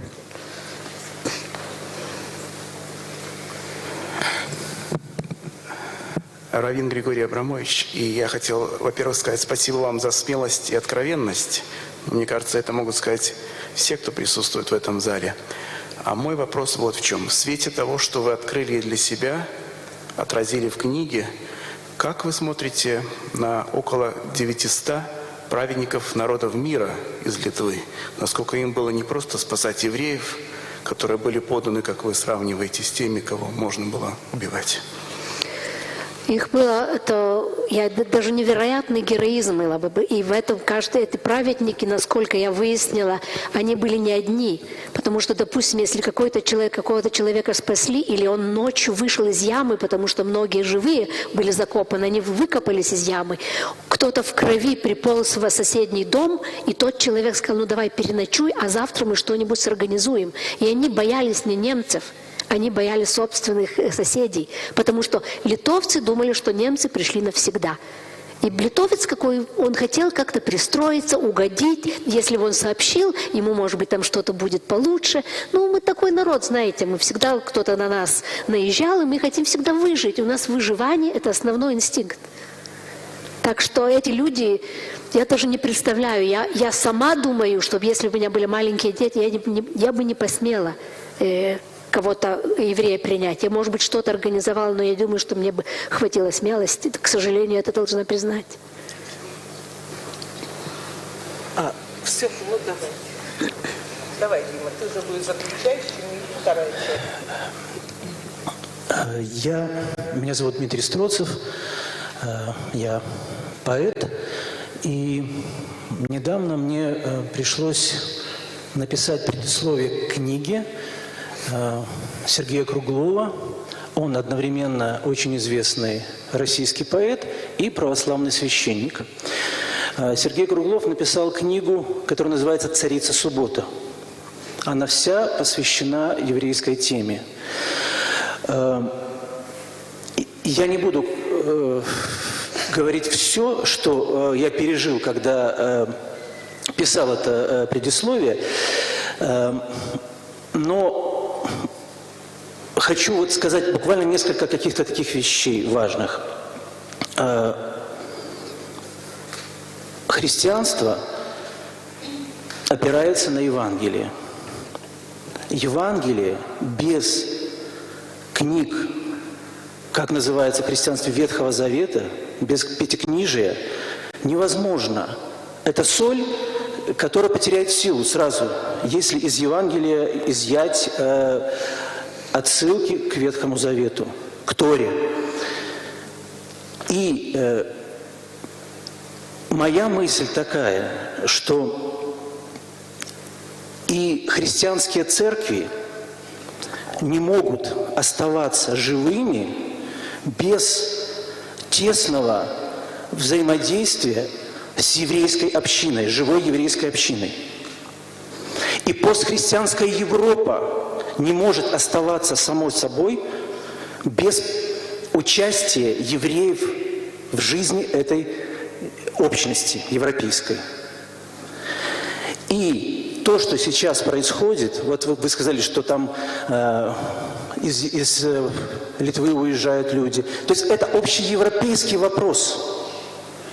И вопрос такой, может ли вообще Европа, вот сейчас, да, европейское сообщество, да, увидеть в евреях европейский народ и сделать действие любви в отношении евреев? То есть, вот мне кажется, что антропологическая катастрофа, которая происходит, она происходит и вместе с тем, что мы не видим, да, то есть мы все имеем какой-то гомеопатический антисемитизм, и мы просто слепы, мы не видим какую-то колоссальную нашу потребность вот в этом общении, в присутствии, в участии. А кто чувствует эту потребность? Поэт.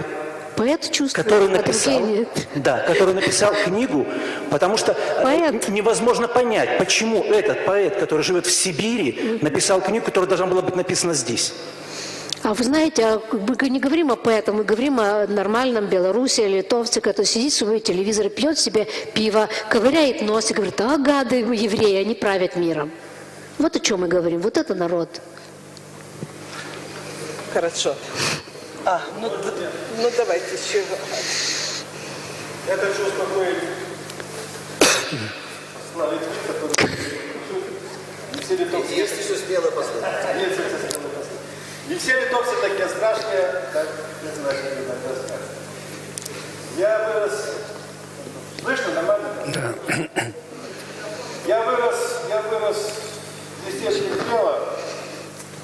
Это классическое белорусское местечко, где треть евреев, треть так называемых поляков, людей белорусов, которые ходят в церковь, в костел, и треть людей, которые называются белорусами.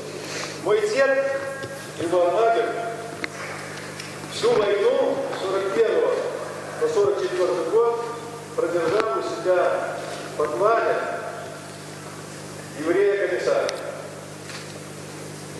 В 1941 году он нашел его раненым около леса, притащил к себе, и до 1944 года там лежал.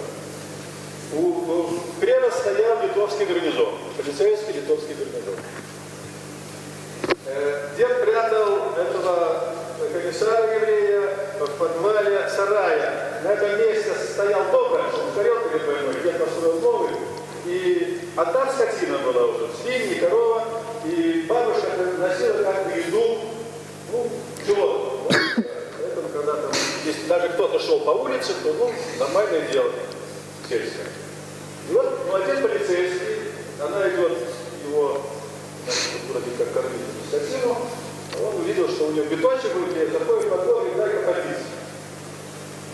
Но она дает ему попить, а он открывает крышку на кастрюльке, А ты что тут, коровка? Динамик, короче?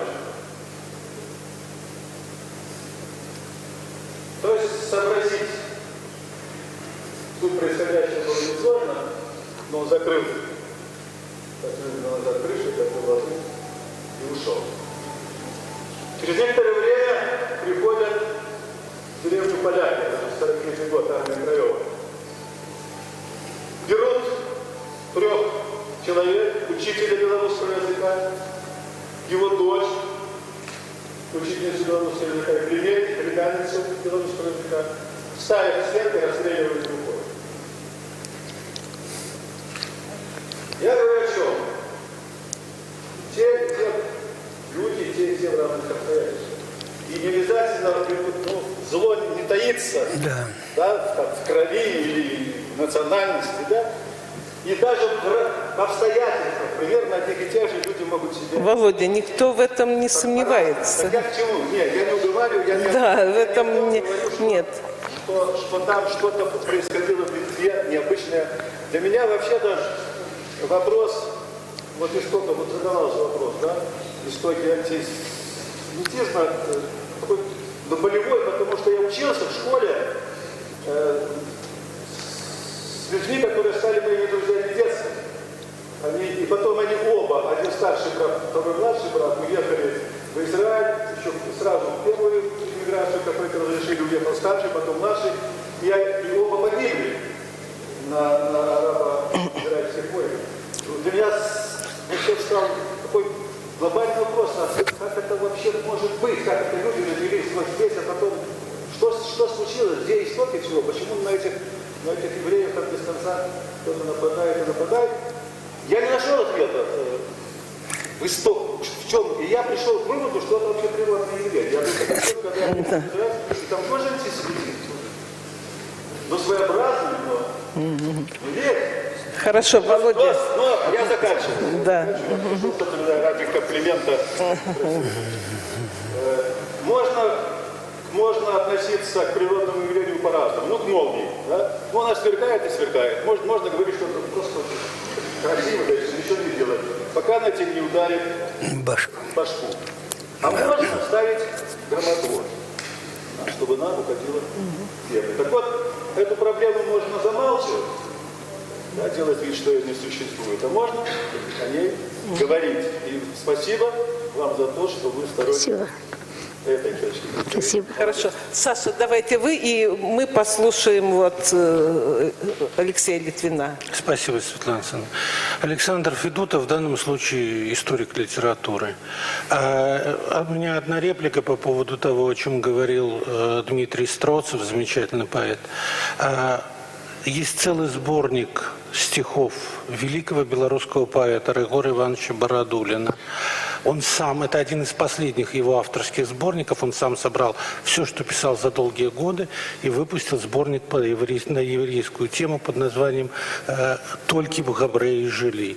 Это прекрасные стихи, это великие стихи, это стихи истинного гуманиста. А теперь ответ по поводу, откуда берется антисемитизм. Я вхожу в группу, которая готовит комментированные научные издания воспоминаний Фадея Булгарина, нашего земляка. Есть парадокс. В воспоминаниях он рассказывает историю о том, как его семью спас еврей. Он рассказывает об этом человеке, чувствуется, он пишет уже старым человеком эти воспоминания, чувствуется, что он искренне благодарен. Потом он описывает, как спустя много лет возвращается на родину, встречается с этим спасшим его евреем, как они обнимаются, узнав друг друга, они счастливы. И рядом с этим я, как историк литературы, знаю его романы, в которых очень много антисемитизма. И мне кажется, что антисемитизм берется тогда, когда, и вообще ненависть к другому, к любому другому, тогда, когда у человека внутри есть какое-то ощущение собственной неполноценности. Ему хочется ткнуть в кого-то, кто рядом, пальцем и сказать, а это хуже. Булгарин, который переехал в Петербург и почувствовал себя чужим для русского истеблишмента, которому все говорили, вспомните эпиграммы Пушкина, «Не то беда, что ты поляк». Это было бедой. Большинство эпиграмм на Булгарина как раз эти. И для него антисемитизм выполнял функцию компенсации собственного ущемленного самолюбия. Может быть, в тот момент, когда мы перестанем стыдиться самих себя, перестанем думать, что мы хуже, чем кто-то рядом с нами, мы перестанем ненавидеть, бояться, не любить тех, кто другой. К сожалению, вот это не всегда понимают те, кто оперирует мифами. И в Литве, я неплохо знаю Литву, у меня двоюродный брат и сестра живут в Друскинкай, и я знаю те рассказы, которые говорились. И то же самое, в принципе, и у нас в Беларуси. Эти мифы продолжают наслаиваться. И последняя реплика, я заканчиваю. Моя жена читает сейчас мемуары одного известного белорусского деятеля, который во время войны был вынужден эмигрировать.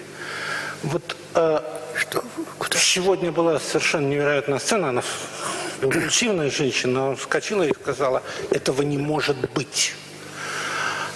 Что?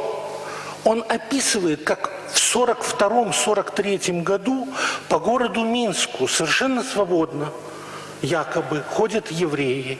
Он описывает город Минск, где за два вот эти года, 42-43, он увидел всего 2 повешенных. В том мире, в каком он существует, нет никакого гетто. Минского не было. Я говорю: Марина, может быть, он старается это забыть? Он был маленький мальчик.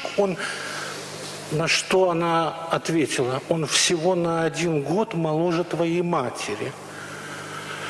А мама Гродненская, и она тоже много мне рассказывала о том, что было во время войны. И я понимаю, что, может быть, он и хочет забыть, а может быть, просто врет для того, чтобы оправдаться в собственных глазах. Спасибо еще раз вам. Спасибо.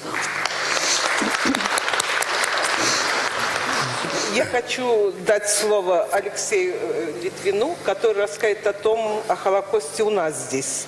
А в продолжение Саши Федуты я расскажу одну историю, когда я писала свою книгу «От время секонд-хенд», и искала такую сильную еврейскую историю. И мне рассказывала одна женщина, такая простая женщина, когда мы вот задали этот вопрос, что вот ребята задали, откуда это все? Она говорит: я вам расскажу, Светлана. Вот мы в гетто со своими подушками, со своим скарбом, стыдно было идти через город, дети плакали, тащили эти подушки, вот мы отдельно живем уже, значит. И каждый день или через 2-3 дня отстреливают пару домов. И когда эти дома отстреливают, то людей сгоняют, и полицаи первые смотрят, что там можно ценного взять. А что потом происходит? Она говорит: а вокруг стоят наши знакомые, наши соседи, тетя Клава, дядя Петя, и они ждут, когда полицаи возьмут все, что ценное найдут, а все остальное уже там тряпки, вещи, башмаки, это уже будет нам. И говорит, и помню, что мой папа закричал, там узнав знакомого: а ты чего делаешь здесь? А он говорит: тебе не стыдно? А тот ему ответил: вам же все равно это уже не надо. Я говорю: и как это вы вот поняли? Она сказала: а человек текучий. Вот так. А теперь вот Алексей нам расскажет, вот как это все было у нас. Знаете, я никогда себя не чувствовал в таком состоянии, как сегодня. Почему? Потому что когда Нобелевский лауреат попросил меня принять участие в качестве оппонента книги, которой я не читал, не держал в руках, я как профессиональный историк, который сотни раз выступал на защитах кандидатских, докторских диссертаций, почувствовал себя неуютно. Почему? Потому что говорить? Но о чем разговор? О том, как литовцы помогали убивать немцев, то есть евреев. Вы знаете, это такая тема, что сказано было, интеллектуалы собрались. Если бы собрались историки, которые занимаются, чем отличается интеллектуал Некляев, все другие от интеллектуала Орлова. Орлов, прежде чем что-то писать, хотя он тоже писатель, он сначала лезет в источники, в документы, в материалы, собирает все это. И он находится, как говорится, в плену вот этой исторической традиции документов, всего того, что написано в традиции историографии. После этого, переварив все это, он начинает писать. Вот это несчастье нашего историка. То есть взгляд историка и взгляд литератора, поэта, художника, вспомните Савицкого, «Цифры на сердце» там, и так далее, масса других, Шагала, Вернике. Это совершенно разные взгляды, это совершенно разное отражение действительности. Меня всегда поражало, почему писатели наши так слабо брали тему коллаборации. Говорил я на эту тему и с Быковым, с другими. Быков брался, но вы понимаете, насколько это сложно. Почему мне трудно? Я родился в белорусской семье. В семье деревня стояла в 7 километрах от границы советско-польской, на польской стороне. И у нас в деревне тоже были евреи. 4 семьи. Но меня что поразило, когда был студентом, то есть когда был школьником, что ничего нельзя было узнать, что это были за люди. Но клички, прозвища, как называют, в деревне не звали, чьи-то, не фамилию называли, а там Хаимов, Зырков, Берков, Ицков там и так далее. И я спрашивал у своих родителей, объясните, почему? Это у нас был кузнец, тот был кровец, тот был шорник и так далее. И вот когда белорусский мальчик проявлял какие-то эти способности, ему эти клички, они попали. Кто такие евреи, как люди, я не знал, когда поступил в университет. И только уже на 3-м курсе, в 70-м году, я попал в Магадан, в студенческий отряд, такой дикий наш отряд был, и там встретился на работе, нас было 19 человек, студенты с Московского университета, с Минского и с Ленинградского, такая сборная команда. Вот есть такой Павлюкевич Вадим, очень сильный логик, он окончил Московский университет. Он был тогда со мной, и он может подтвердить. Что было? Работали мы, то есть нас поставили на работу в цехах, где шлакоблоки делали. А там были бывшие, в 1969 году освободились с тюрем из заключения власовцев, ауновцев, украинских националистов, и литовские националисты там были. Вот 3. Я тогда впервые глаза узнал, что есть живые. Я тогда узнал, что среди нас был один еврей, Баранович, парень. И когда он зашел, они сидят, вот он появился, а ты, говорит, жидок, что ты тут делаешь? Ну-ка пошел вон. Меня это жутко возмутило. Я тут же пошел, к начальству. Гевейтис, главный инженер вот этого нашего комплекса, это от Магадана 900 километров на север. Литовец, который больше и лучше понимал меня, эти все вопросы. Не обращайте внимания, говорит, вы поедете, они останутся. Что получилось? Эти власовцы, ауновцы и литовские националисты, 3 группы там их были, это были по то время, это вам не передать. 45 лет ему, 20-25 лет под 50. 25 лет они отсидели, в 69 году их освободили. Вот. И они там остались работать. Почему? Потому что в Магадане 850 рублей была зарплата. И они по несколько лет потом приезжали, и тут у нас в Беларуси Потом я столкнулся с ними в Осиповичах, там дом построили, бывшие вот эти, которые приехали. Но это совсем другой вопрос. Но тема для писателя это очень сильная. Это меня тогда жутко потрясло, что и они тогда с позиции русские, знаете, на украинцев, власовцы, украинцы на русских, а я себя чувствовал как-то неуютно. Кто я такой, Бульбаш? Они каждое мое слово перекручивали, перевертывали. Я даже не понимал. Я думал, что я русский. И я тогда впервые узнал, что есть евреи, которых они, все три эти группы, относились к ним отрицательно. После этого я окончил армию, в армии служил вместе с прапорщиком Павлом Якубовичем. Он знает меня по тех временах. После этого я попал в Институт истории партии, так как после университета имел рекомендации в аспирантуру, но случилось так, не попал в Институт истории партии. А там мы занимались Минским подпольем, изучением Минского подполья. Меня, как молодого историка, включили и давали ответственные задания по изучению Минского подполья. 20 подпольных групп я разработал, более 500 человек признаны подпольщиками. Среди них где-то 80%, которые погибли в годы войны. То есть мы скрупулезнейшим образом разрабатывали эти подпольные организации. Я встречался с более 200 командиров партизанских отрядов, бригад с командирами, с сотнями подпольщиков минских, это с 1977 года по 1985 год, и с огромной массой тех людей, которые принимали участие в Минском подполье, в том числе в подполье гетто. Вот сидят тут люди, они меня знают с тех времен. Вот. И занимаясь этим подпольем, мы чем? Документы поднимали.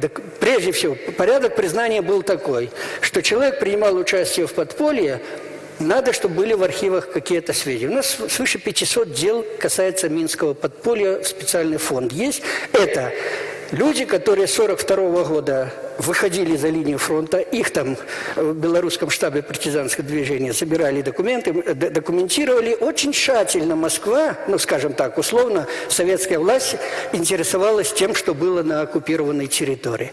Потом, начиная с 1944 года, когда освободили Минск, и когда Гирш-Смолер написал «Мстители гетто», почему он ее написал? Это особая тема там и так далее. Вот. И пошел поток писем в ЦК КПБ о том, что люди что говорили. Но тогда была версия создана, что Минское подполье провокационное, что Ковалев руководитель, предатель там и так далее. Но это особый вопрос. Я не об этом хочу сказать. Вот здесь задевали очень такую... Чем отличается историк от, скажем, публициста, писателя? Все темы должны быть. Беда в том, что я стою на позиции, не беда, считаю, что так каждый историк, он стоит на позиции, что не должно быть белых пятен нашей истории, белых плям так называемых. Не должно, и в принципе их нет. Потому что как бы мы, власти я имею в виду, как бы они ни старались скрыть от народа какую-то тайну, она все равно всегда найдет. Вот недавно я опубликовал статью «Живой после смерти».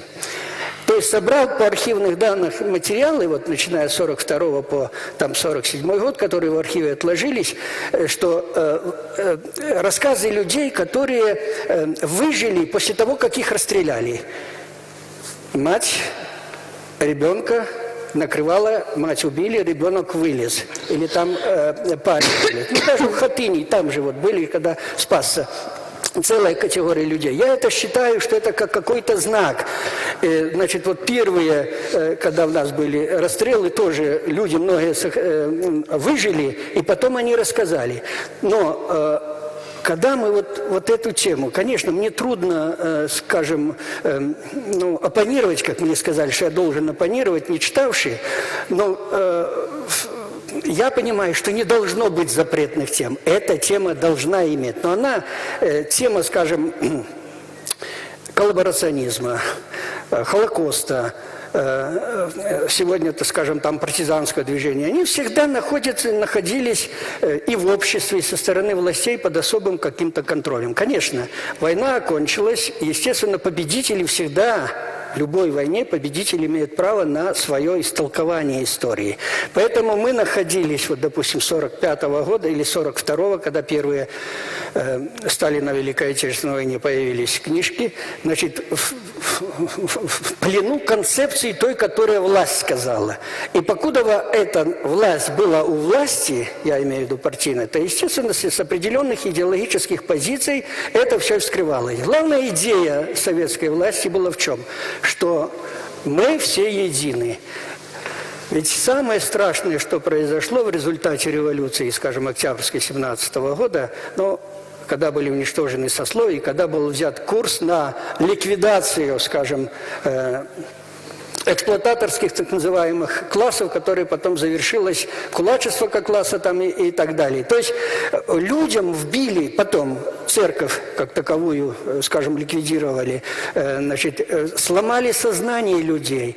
И когда мы сегодня вот смотрим на то, что было в 1941 году, а Холокост, скажем, начался не в 1941 году, он, в принципе, мы можем говорить, что откуда это пошло? Гитлер об этом открыто заявил в своей печати. В историографии это все расписано. Какие его цели? Он указал в Германии, кто главный враг. Германия не могла понять, что произошло с ней после Первой мировой войны. А Гитлер в своей работе расписал: виноваты евреи. Немцы в это поверили. Да, виноваты евреи. Но, придя к власти, он пришел легально к власти. Он начал создавать структуры и он увидел, что, скажем, определенная сила, еврейский капитал в Германии, финансы там и так далее, это деньги. И вот тут начинается вот обоснование все. Это все расписано, я не хочу, но я знаю, что интеллектуалы должны это почитать, как начиналось это все, с чего оно начиналось. Вот. А начиналось Польша, скажем, Германия, Чехословакия, Польша. И потом самое страшное, что началось, это после того, как Гитлер напал на Советский Союз. Конечно, мы можем сравнивать, что было в Литве, что было в Беларуси и что было нам ближе всего. Вот брать Украина, Беларусь и Литва. Не брать, допустим, Латвию и Эстонию, немножко другое. Совершенно разная была ситуация. И если мы, скажем так, можем поставить... Конечно, факты, вот те, которые говорили сегодня, это были. Но сказать, что народ белорусский, скажем там, принимал участие в Холокосте, я считаю, что это и с методологической, и с научной, и с исторической точки зрения это неверно ни в каким образом. Почему у нас не называли... Я почему так сказал? Потому что уже как бы комментарии появляются, что мы виноваты. В смысле, весь белорусский народ. Что было на Украине? На Украине была политическая сила, организация, ООН-УПА, которая ставила ставку на Гитлера, что когда начнется война с Советским Союзом, он даст им возможность создать свободную Украину. И, естественно, мы, как историки, обязаны посмотреть, а как украинские националисты смотрели на еврейский вопрос. Очень просто. У них в программах везде записано: евреи, жиды, москали, поляки, враги украинского народа. Значит, что было на Литва? Совершенно другая ситуация. Независимое государство, жутко напуганное периодом начала Второй мировой войны. Гитлер прямо сказал в марте литовцам: я забираю Клайпеду. Забрал. Литовцы ничего. Когда Сталин начал манипуляции с литовским правительством: я вам отдам Вильну. Ну что надо? Мы введем свои войска. Правительство то, оно могло существовать. Конечно, мы, историк, не можем говорить о том, что бы было бы, если бы. Конечно, мы должны говорить, что неправильная была сталинская позиция, то есть политика, скажем, во многих вопросах, в том числе и в Литве. Они создали ситуацию, когда заменили правительство, но силы структуры остались. И вот начинается война совершенно быстро. Почему в Литве появились партизаны, которые воевали против советской власти? Почему немцы так быстро дошли до Вильнюса? Потому что стреляли в спину, потому что большевики не думали, что тут это будет, что в Каунасе мост захватят целым. Пришли в Вильнюс, но если мы будем говорить вот начало Холокоста и начинать с Вильнюса, Минска, Барановича и Бреста, или, скажем, Луцка и с Львова, будет неправильно. Почему? Потому что когда первое гетто было создано на территории Польши? Сразу после захвата Польши. Притом оно создавалось как где? Лодь. 150 тысяч в гетто. Выходили газеты при немцах на иврите, магазины, Варшавское гетто. Значит, заключен даже союз был монополистов немецких с еврейскими организациями. Тысячи этих самых ремесленных мастерских предприятий, мелких, работало на Германию. Но цели, кто знал о том, какая будет цель? Это вот всегда эти вопросы встают перед историком, что у них был план истребления. Прикрывали они его каким образом? Решение еврейского вопроса. Накануне войны проблема была создания государства Израиль.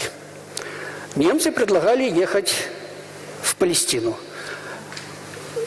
Что такое Палестина? Это под контролем Великобритании. Великобритания против. Почему? В арабском мире может возникнуть проблема. Они на этом играли. Немцы играли на этом.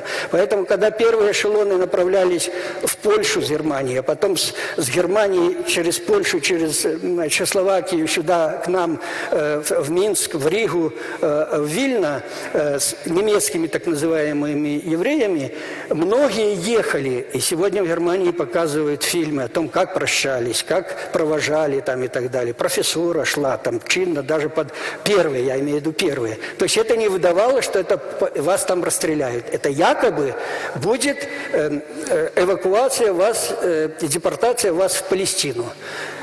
Какие историки имеют документы? Уже в августе 1941 года Гитлер издал директиву о том, что следующий удар будет через Кавказ, на Иран, на Палестину. И это работало. Работала немецкая пропаганда. Вот. Второй момент, на который я хотел бы вам обратить внимание, значит, вот как я потом прикоснулся к этой теме. Значит, разрабатывали мы Минское подполье. Все хорошо знают вот это первое повешение там и так далее. Значит, в конце 80-х годов по командировке, подписанной секретарем ЦК Кузьминым, я еду в Москву в особый архив, там все было. Еду в Литву, еду в Латвию и работаю с документами этих полицейских батальонов, которые были у нас на территории Беларуси. У меня серия публикаций о литовских, о латвийских батальонах и так далее. Но смысл был разобраться, что же произошло, и что я увидел, какие документы. Вот вы, видимо, их держали. 12-й литовский батальон. Вы рассказали, как было, но документы не совсем так говорят, как это было, как создавались. Сначала литовцы действительно создали, выйдя с подполья, создали свое правительство, которое, как и на Украине, Бандеру уже 29-го арестовали вместе со Стецком, посадили в тюрьму. То же самое в Литве. Это правительство было отстранено. И немцы сказали, что мы будем. Был назначен генеральный комиссар округа там и так далее. Но они сами стихийно создали вот эти так называемые рабочие батальоны. Потом эти батальоны привлекли к уничтожению евреев. Какая была...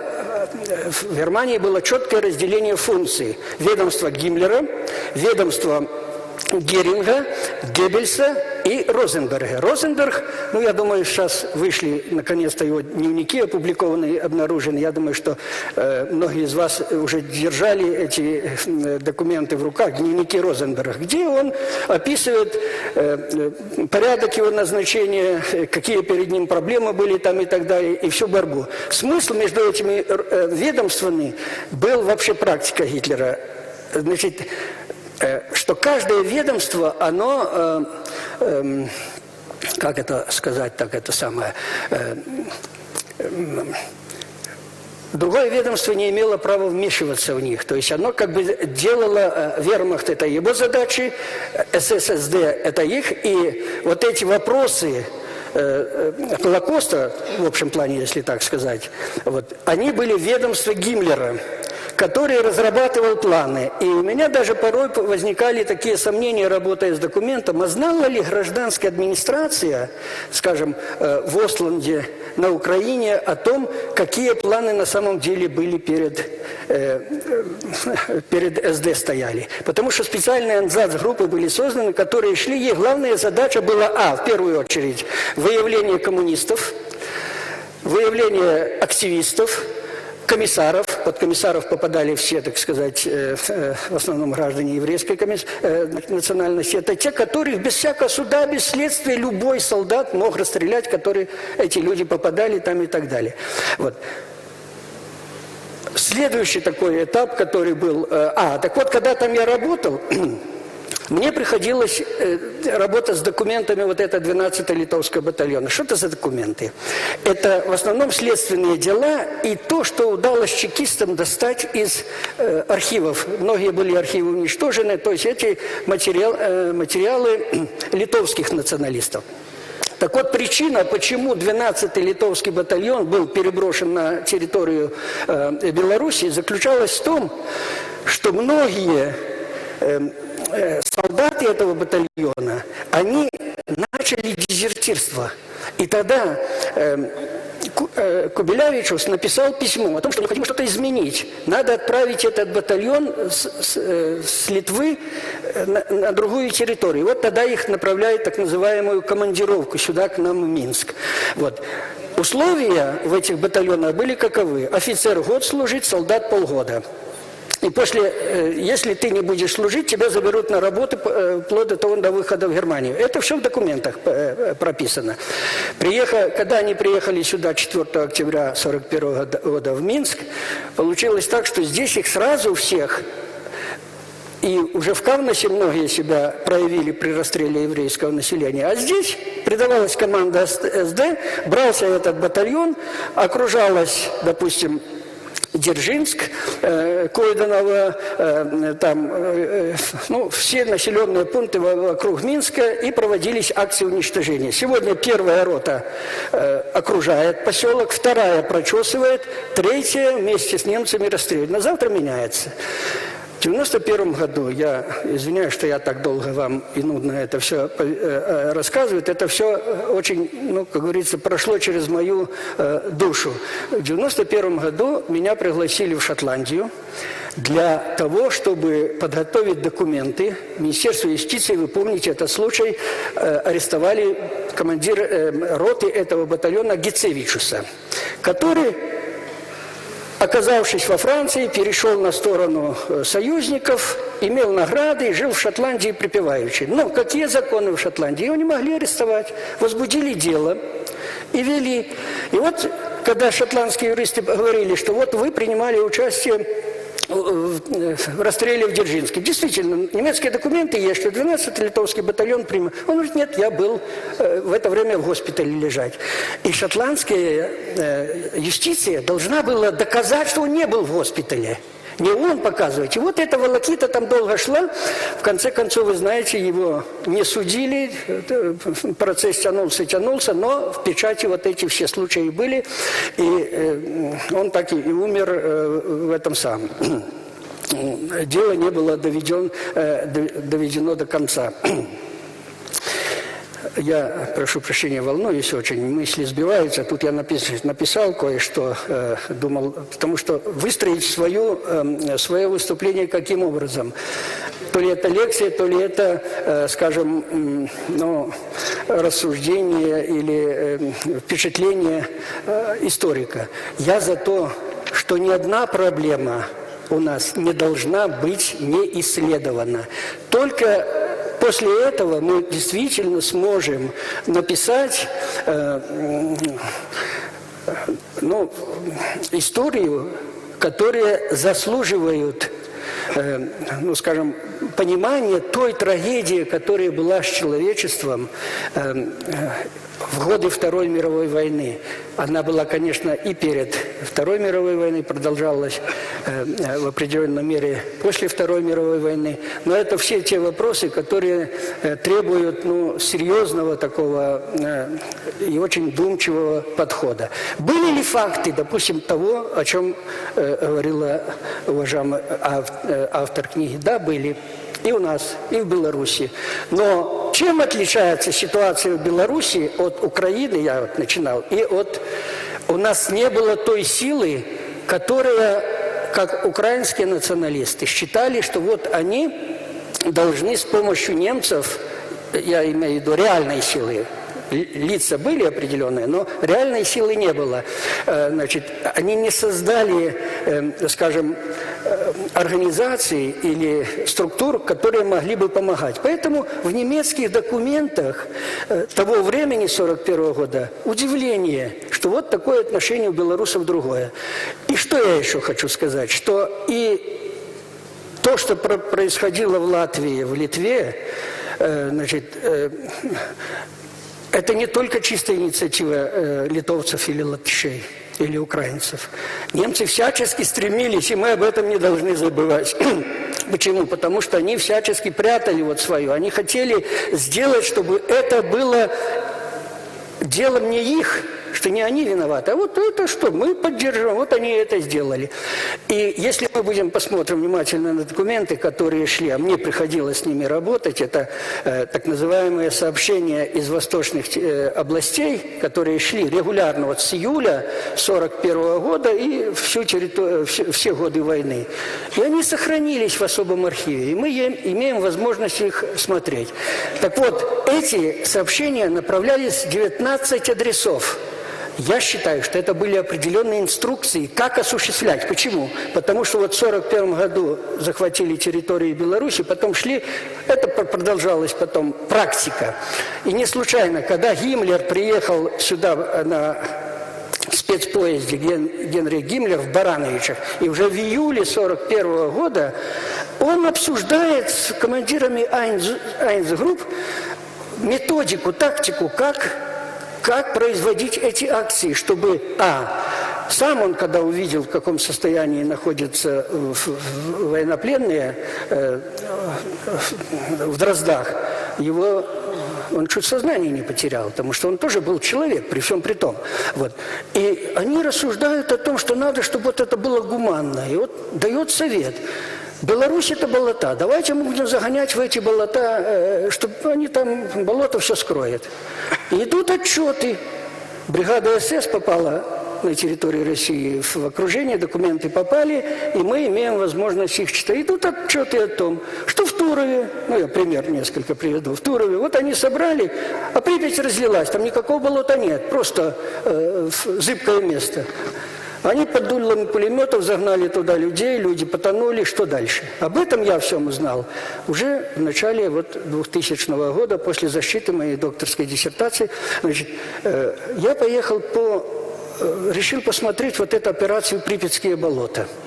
И был в шоке, когда приезжаю в деревню, и мне рассказывают, какой масти была лошадь, какая сброя была. Всех удивляло, что немцы, это кавалерийские бригады, были на лошадях, таких здоровых, там, какие были эти... Это рассказывали люди 27-го, 28-го, 25-го года рождения, они рассказывали о первых акциях уничтожения.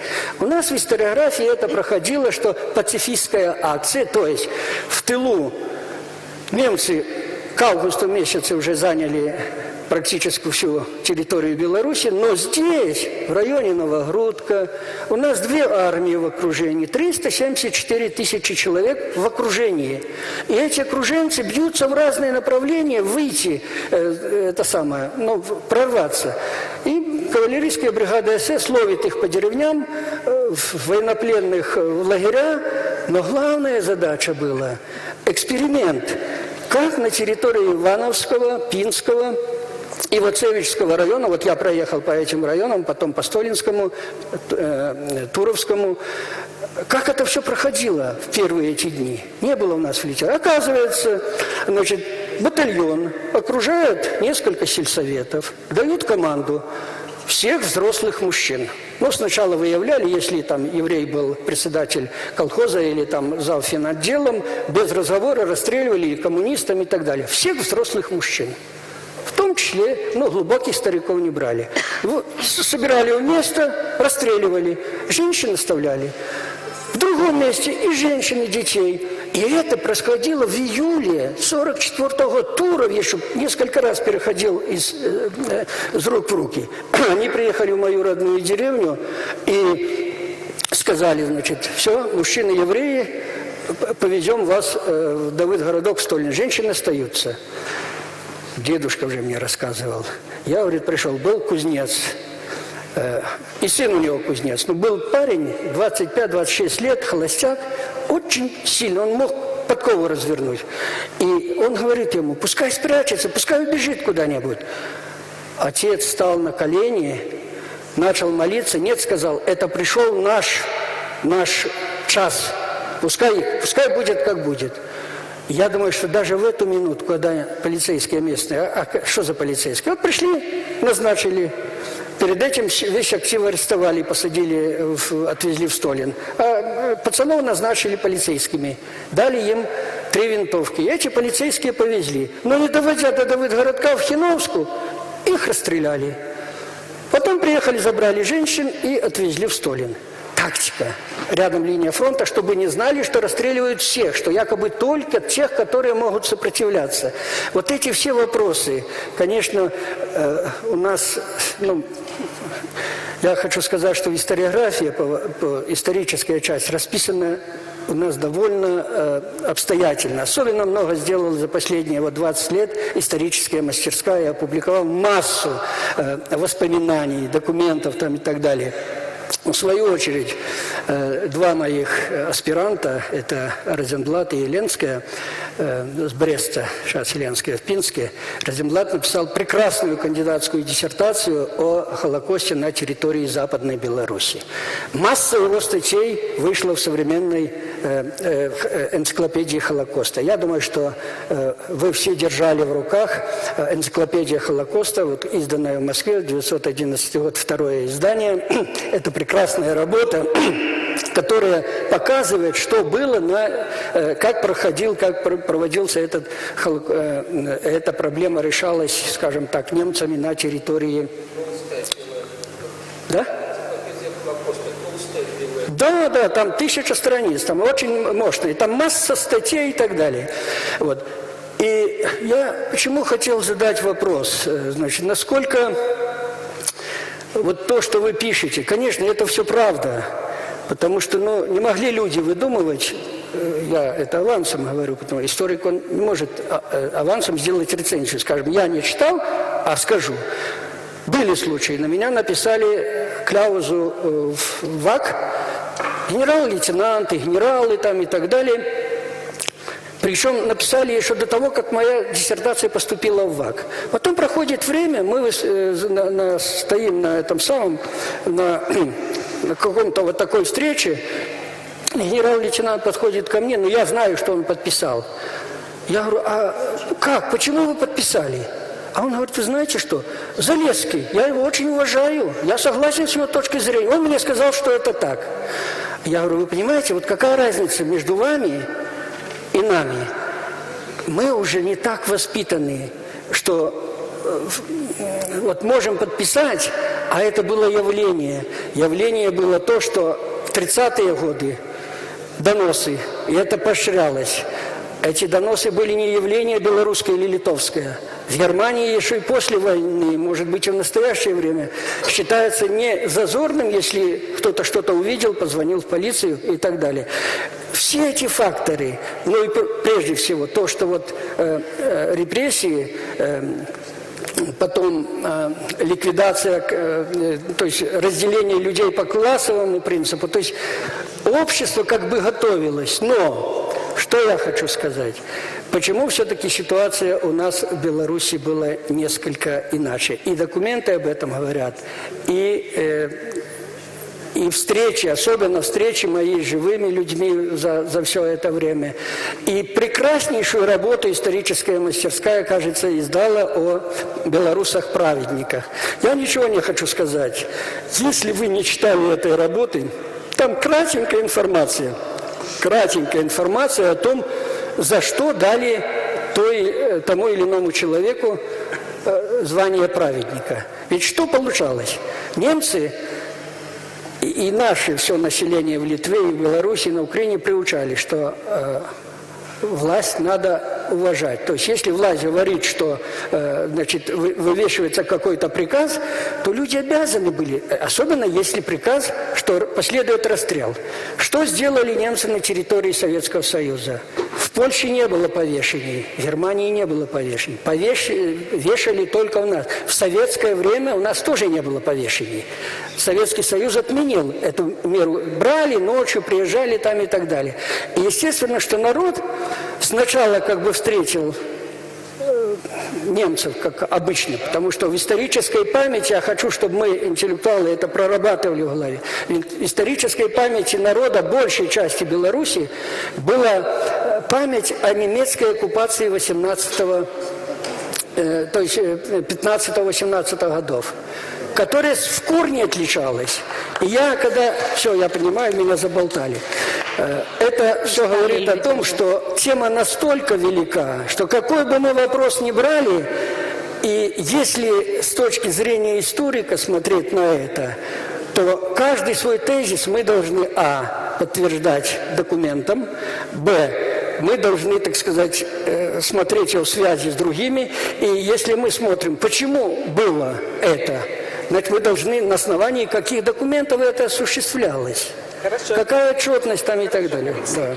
Я думаю, что есть вопросы. Да. Кто-то вас хочет. Давайте перейдем к вопросам. Давайте. Пожалуйста. Добрый день. Меня зовут... Давайте.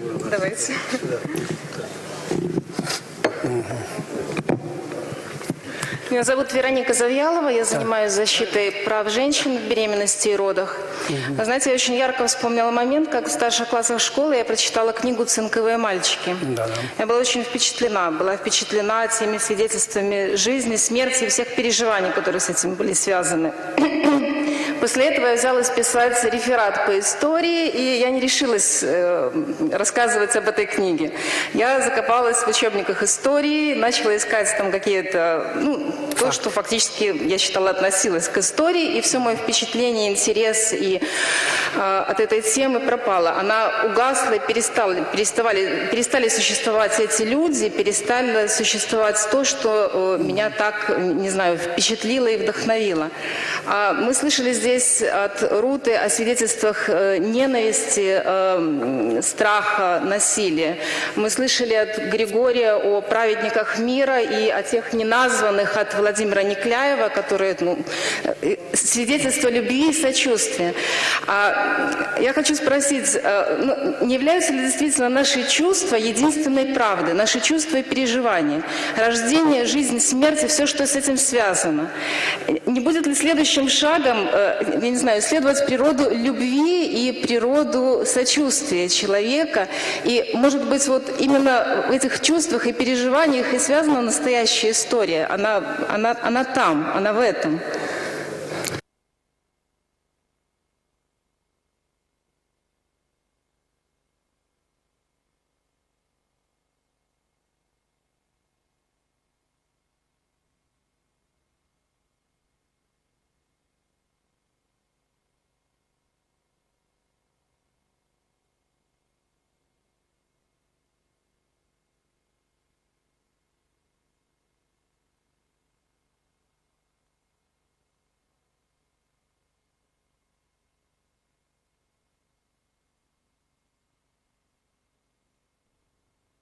С людьми, которые сами не были, но они слышали. И вот здесь проблема к этому факту, потому что это тоже факт. То, что сказал мне сын соседа, который выдал там этого самого, или там принимал участие в расстрелах, у меня масса было случаев, когда мне говорили, вот этот расстреливал, он еще жив был, он 10 лет отсидел. Я пришел к нему и говорю, что так и так, вот, а тут как раз BBC приехали, найди живого полицейского, который принимал участие в расстрелах евреев. Я пришел и сказал, они заплатят вам. Вот он, нет, я не был. То есть это проблема. Вот. Но я верю тому, что мне говорили те, которые знают, что он это делал. И исключить этот факт мы не можем. Но как его вписать в канву, вот скажем, исторического исследования, очень трудно. Когда я был в Литве, огромную помощь тогда оказывали работники Комитета госбезопасности тогда. Они нашли несколько человек, но я так понимаю, что это были их информаторы, бывшие полицейские этого батальона, которые мне рассказывали о том, что и как это все было. Вот. И, конечно же, как бы я ни спрашивал у него, а вы принимали? Нет, я не принимал. Этот принимал, тот не принимал. Вот, то есть человек всячески старается себя, скажем, каким-то образом выгородить. Но перед нами документы следственных органов и материалы допросов судебных органов. Решения суда, где принимались решения о том, что человека расстреливали. И они лежат у нас. И там они признаются, да, я принимал участие в расстреле еврейском. Немцы приказали, я шел. Что я мог сделать? После этого этот человек, об этом хорошо Леонид Смиловицкий, вот если вы читали его Туров, работу «Туровский еврей», потрясно он собрал материалы, с архивом показал. Но вот он описывает полицейского, начальника Туровской полиции, который в 1943 году перешел, 35 полицейских с собой перевел в бригаду за Советскую Беларусь. После войны его арестовали, расстреляли. То же самое всех остальных, чьи руки были в крови, советская власть относилась к ним весьма и весьма, так сказать, строго. Вот. Но, правда, были такие, что не все знали. Одному давали 25 лет, была отмена смертной казни. Потом опять вернулись, начали давать смертные приговоры. И вот этот пласт документов, он еще мало введен в научный оборот. Это тоже надо. Кроме устной истории, я имею в виду. Немножко, вопросы ко мне. Я хотела сказать, что темная сторона искусства, это надо признать, в том, что с точки зрения искусства Сталин, палач и жертва одинаково интересны. Да. И более того, я скажу, что зло, оно очень художественно. Зло, оно очень изощрено. Наше познание человека, к сожалению, идет через зло. Вот мы продвигаемся таким образом. Но я тоже задавала себе вопрос, а вот добро, неужели оно так беспомощно, неужели оно так бессильно? И я могу сказать, что добро в этой схватке, вот мой опыт говорит, оно всегда конкретно терпело поражение. Но в некой такой эстетической, далекой цели все-таки всегда хотелось надеяться, что есть смысл собрать вот этот человеческий дух. Потому что вот лично я и Алексей, наверное, и Рута, мы же не собираем коллекцию ужасов, как бы это могло показаться. Мы собираем человеческий дух, как он находит в себе силы противостоять этому. А вот так сделать книгу о добре, это очень сложно. Мы живем, в общем-то, варварское время.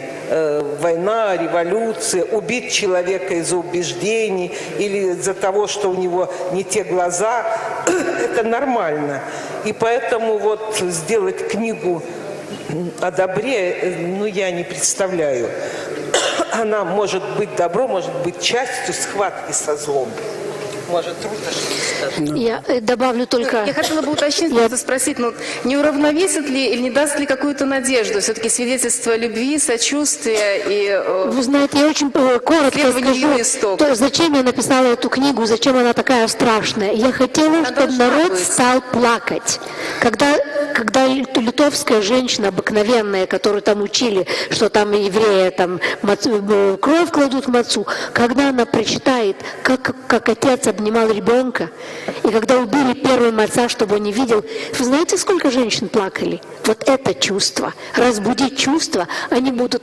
Да то, что литовская женщина плачет над евреями, значит, она стала глубже и добрее. Спасибо.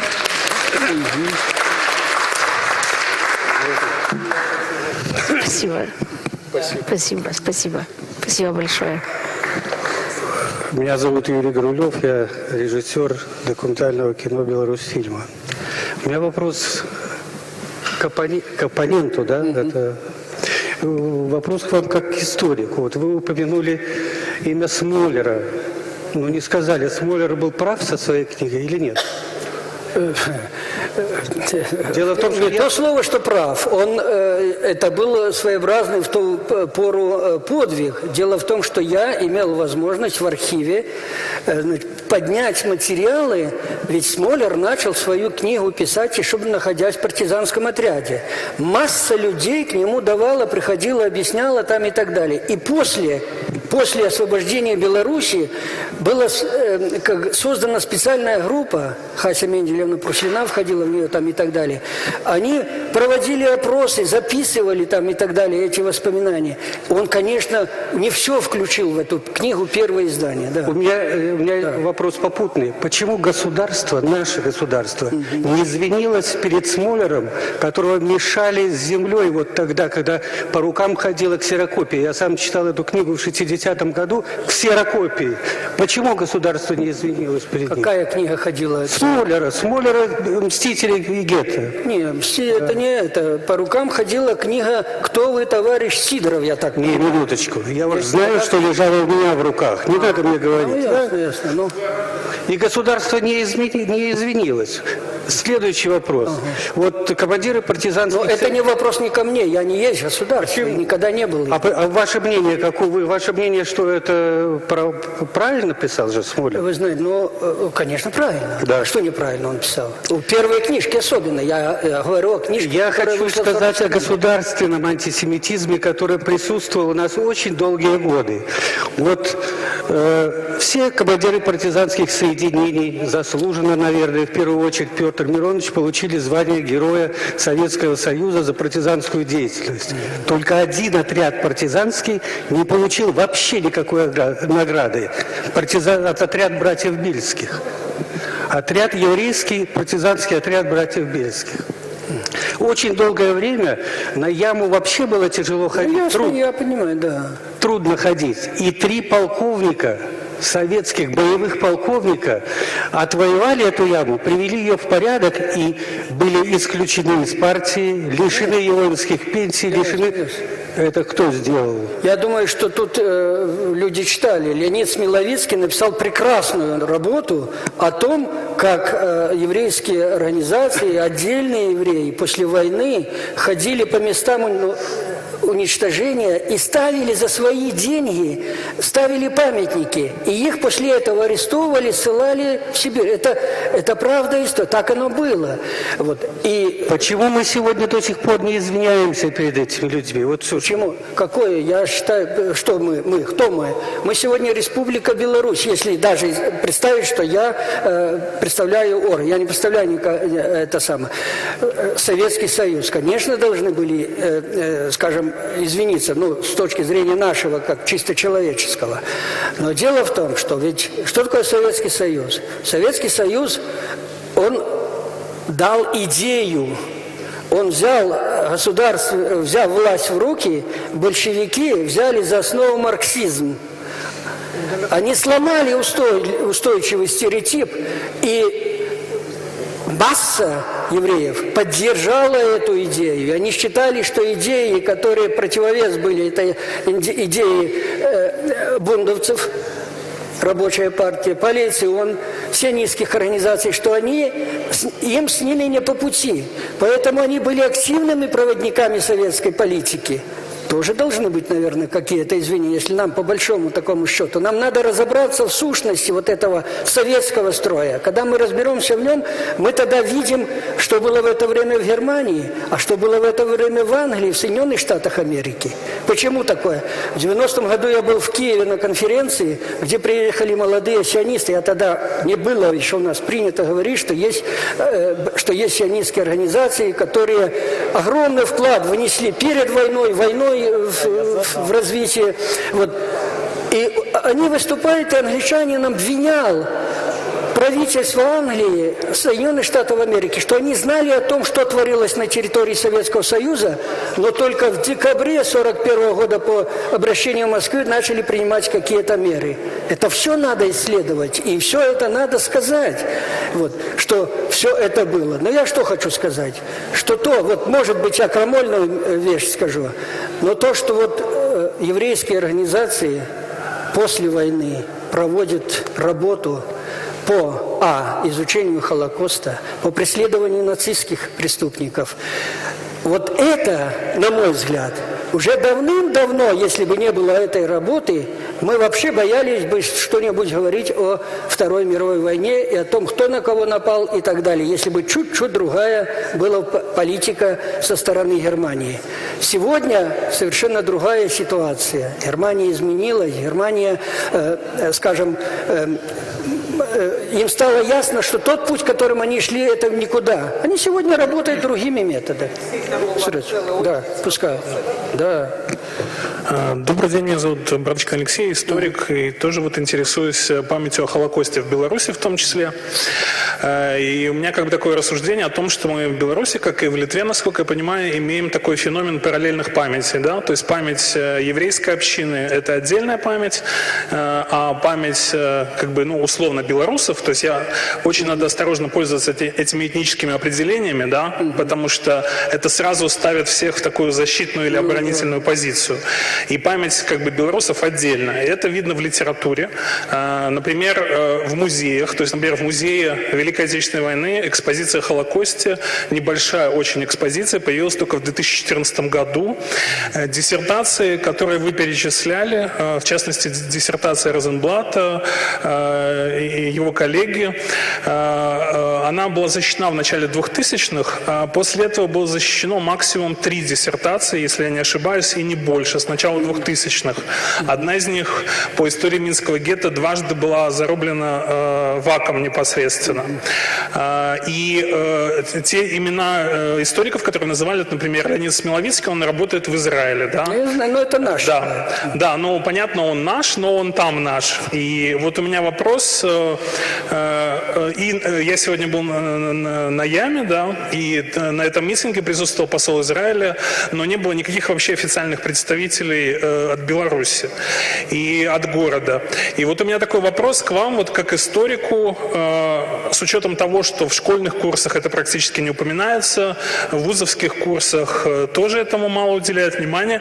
У меня вопрос, что должны сделать белорусские историки, в частности, Институт истории, как официальная институция, для того, чтобы продвигать эту тему и сделать ее важной, потому что то количество публикаций, все, что вы назвали, это в основном записи свидетелей, они мало обработаны, они мало интерпретированы, и, например, нет практически никаких исследовательских проектов, которые бы показывали в одной ситуации белорусов и евреев. То есть описывается, например, вот рассказ евреев идет рассказ, и рассказ белорусов отдельно.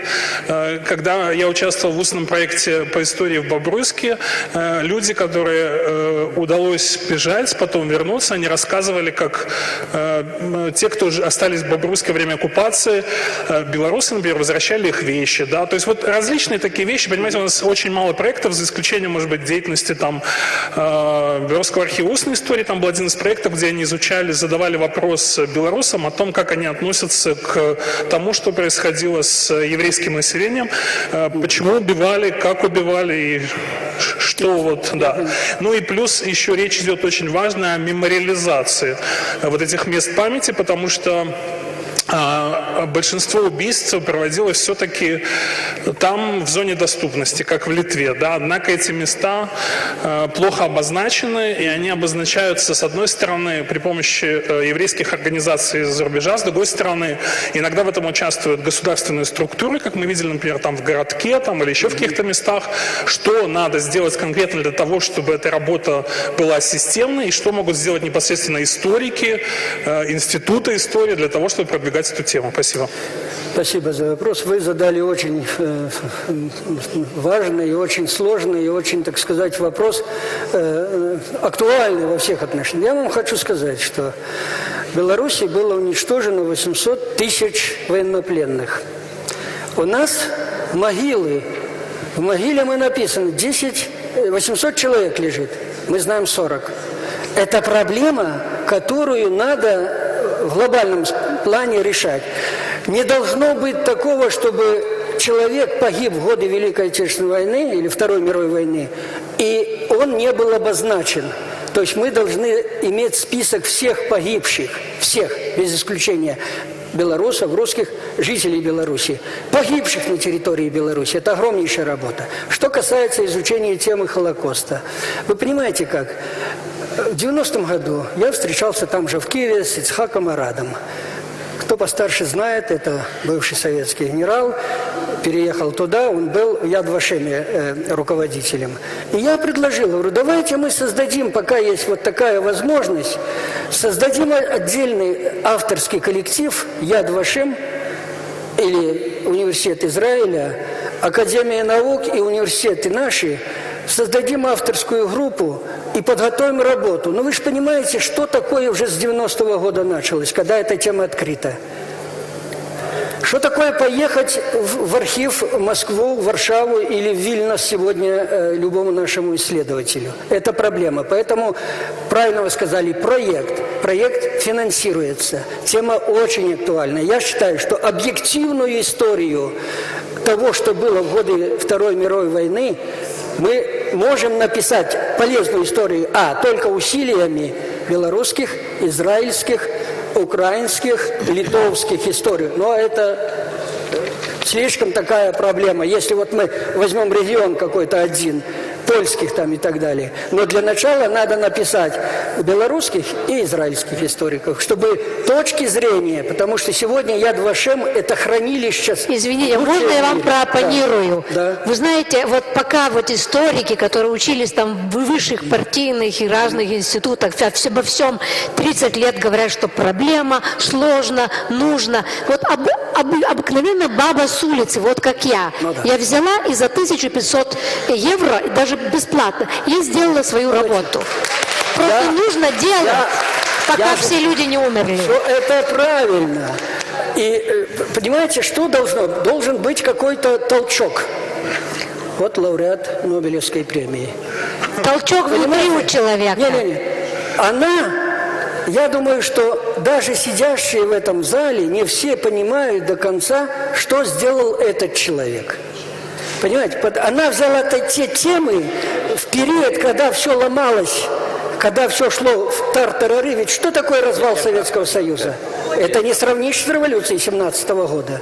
Это революция уже в совершенно новых условиях, и она не так болезненна. Но результаты ее еще следует осознать через, я не знаю, когда это будет все осознанно. Поэтому правильно. Ищите женщину, сказали французы. Вот это будет толчком. Это будет толчком для того, чтобы есть...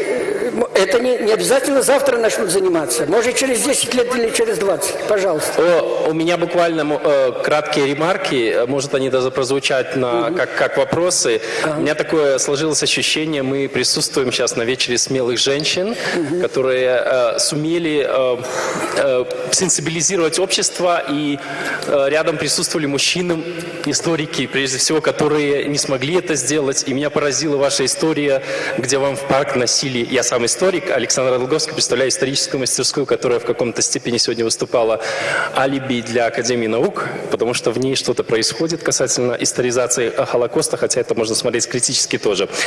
Касаясь вот этой полудетективной истории, где вам носят пакеты с документами, и где историки сообщают акты, и вы идете, и вы удивляетесь, что находите в этих актах. Меня это удивляет в том смысле, почему в Литве не работает вот этот трансфер знаний, трансфер студентов, которые уезжают в зарубежные университеты и там пишут, переводятся или что-то. Это должна сделать писательница и сказать, вот я написала правду. И те люди, которые дают вам акты, на Западе так не работало. Я знаю акты, которые на которых я мог написать хорошую работу, я мог бы, скажем, с этой темой защититься. Ну, я сейчас прагматично говорю, это, очевидно, у вас не работает. Касательно Алексея Михайловича, я не буду задавать вопрос, я просто скажу ремарку. Мне кажется, такой лакмусовая бумажка для историзации Холокоста является наш Тростенец, который имеет, скажем, это место интернационального уничтожения, где уничтожались из Запада евреи из Минского гетто 42-43 год. И если вы приедете сейчас в Тростенец и увидите новые знаки памяти, вы увидите информационную такую табличку, где написано «Уничтожались мирные граждане». Парадокс Тростенца заключается в том, что мемориализация происходит без историзации. Ее нету. Но мы можем ставить памятники, не зная, что там происходило. Это просто как такая ремарка. Знаете, это самое, можно я вам скажу? Я была в Тростенеце, когда писала эту книгу, и там шли ребята, ученики, 9-10 класса. Я подошла к ним, и я спросила, а что здесь было такое? Что они ответили? Там было убито 206 тысяч человек евреев. И там написано так, там погибли люди. Там не написано, какой национальности, кто их убил. Я спросила у этих ребят, группа там 15 человек, здесь кто убит? Они сказали, здесь фашисты убили партизанов и подпольщиков. Я спросила, евреев ли?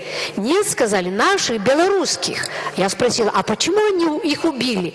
Потому что были битвы, их взяли в плен и тут и убили. А убили только мужчин, спросила я у них? Нет, тут держали детей. Потом этих детей кормили свеклой, и потом брали у них кровь. Это наша учительница рассказала. А зачем эта кровь, спросила я у них. Для экспериментов, сказали ребята.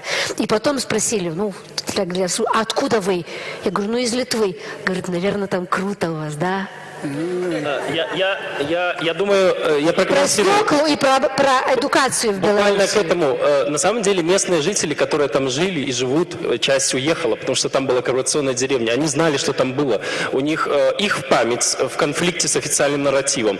Подтверждает это, если вы поедете в Благовщину и зайдете за памятный знак, вы найдете ямки раскопанные. Местные жители, неважно когда, 5 лет назад, они ищут там золото. Память есть, они знают, что там были. Они там ищут. То, что они вам рассказывали, то, что они рассказывали чрезвычайной комиссии. Они не свеклу там ищут, нет? Нет, очевидно, не свеклу. Но вот это то, что происходит с эдукацией, с образованием. И в Литве, и на Беларуси. Так что проблемы есть, как говорит история. Хочу проопонировать уважаемому нашему профессору. Значит, естественно, в Беларуси не было такой организации, например, у Литве «Железный волк». Вот. Но здесь сколько было тысяч полицейских? Говорят, некоторые даже до 250 тысяч. Значит, это, наверное, цифра завышенная, но, во всяком случае, мы можем говорить о том, что события в Беларуси очень напоминали где-то своими, если не целиком, так элементами гражданскую войну.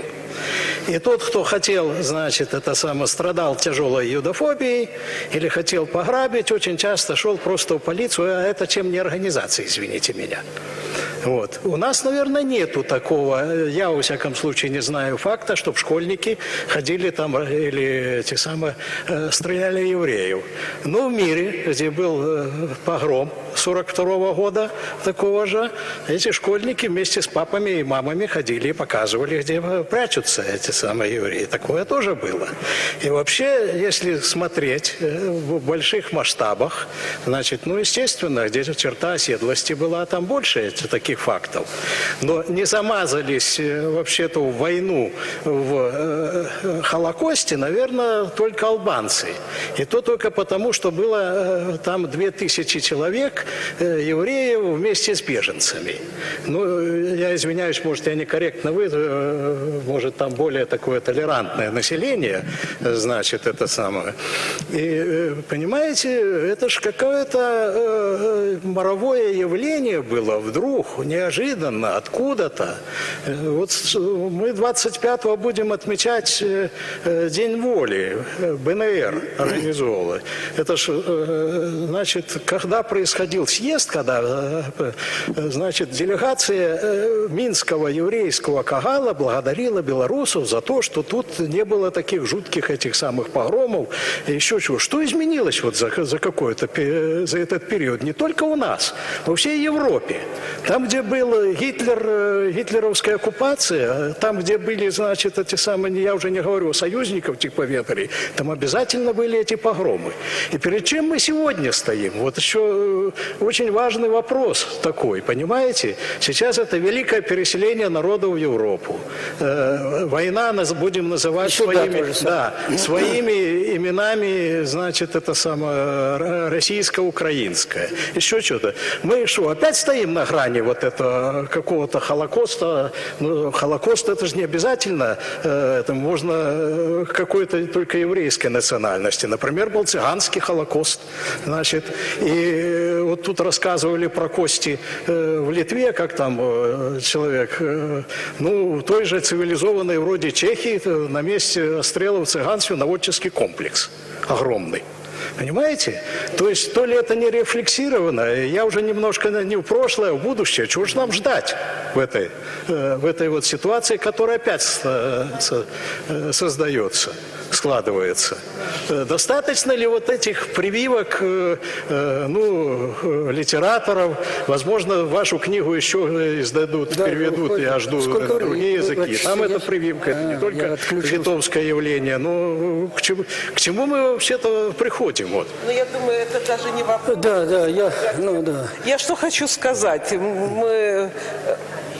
Что действительно, вот как подсказывает, пора заканчивать, что я очень рада, что наш разговор произошел сегодня, 2 марта, именно в годовщину Ямы. Это говорит о том, что, ну, пусть мы какой-то маленький наш вклад в это сопротивление против исчезновения памяти о талантливом народе и наше сопротивление против власти, которая наша не хочет об этом думать и говорить, сопротивление против обывательского какого-то сознания, которого сейчас больше еще, чем раньше, по-моему. Но мы свое маленькое дело сегодня сделали. Можно одну просьбу. Спасибо вам за терпение. Но можно вот сегодня, если такая ситуация, что 75 лет годовщина этой ямы, и туда люди, может быть, приходят, может быть, не приходят, но, может, почтем минутой молчания память этих жертв.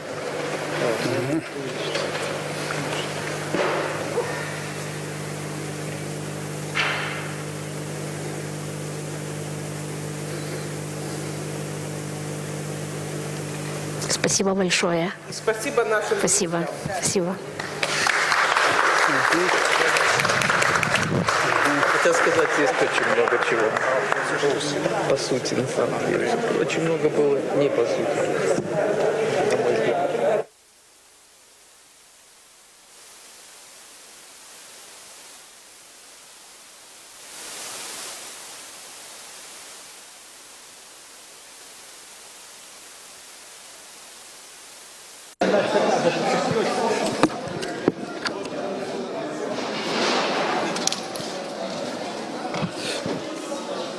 Все?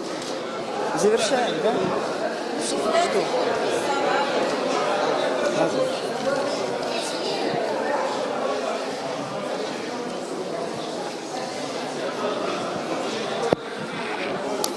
Микрофон включен.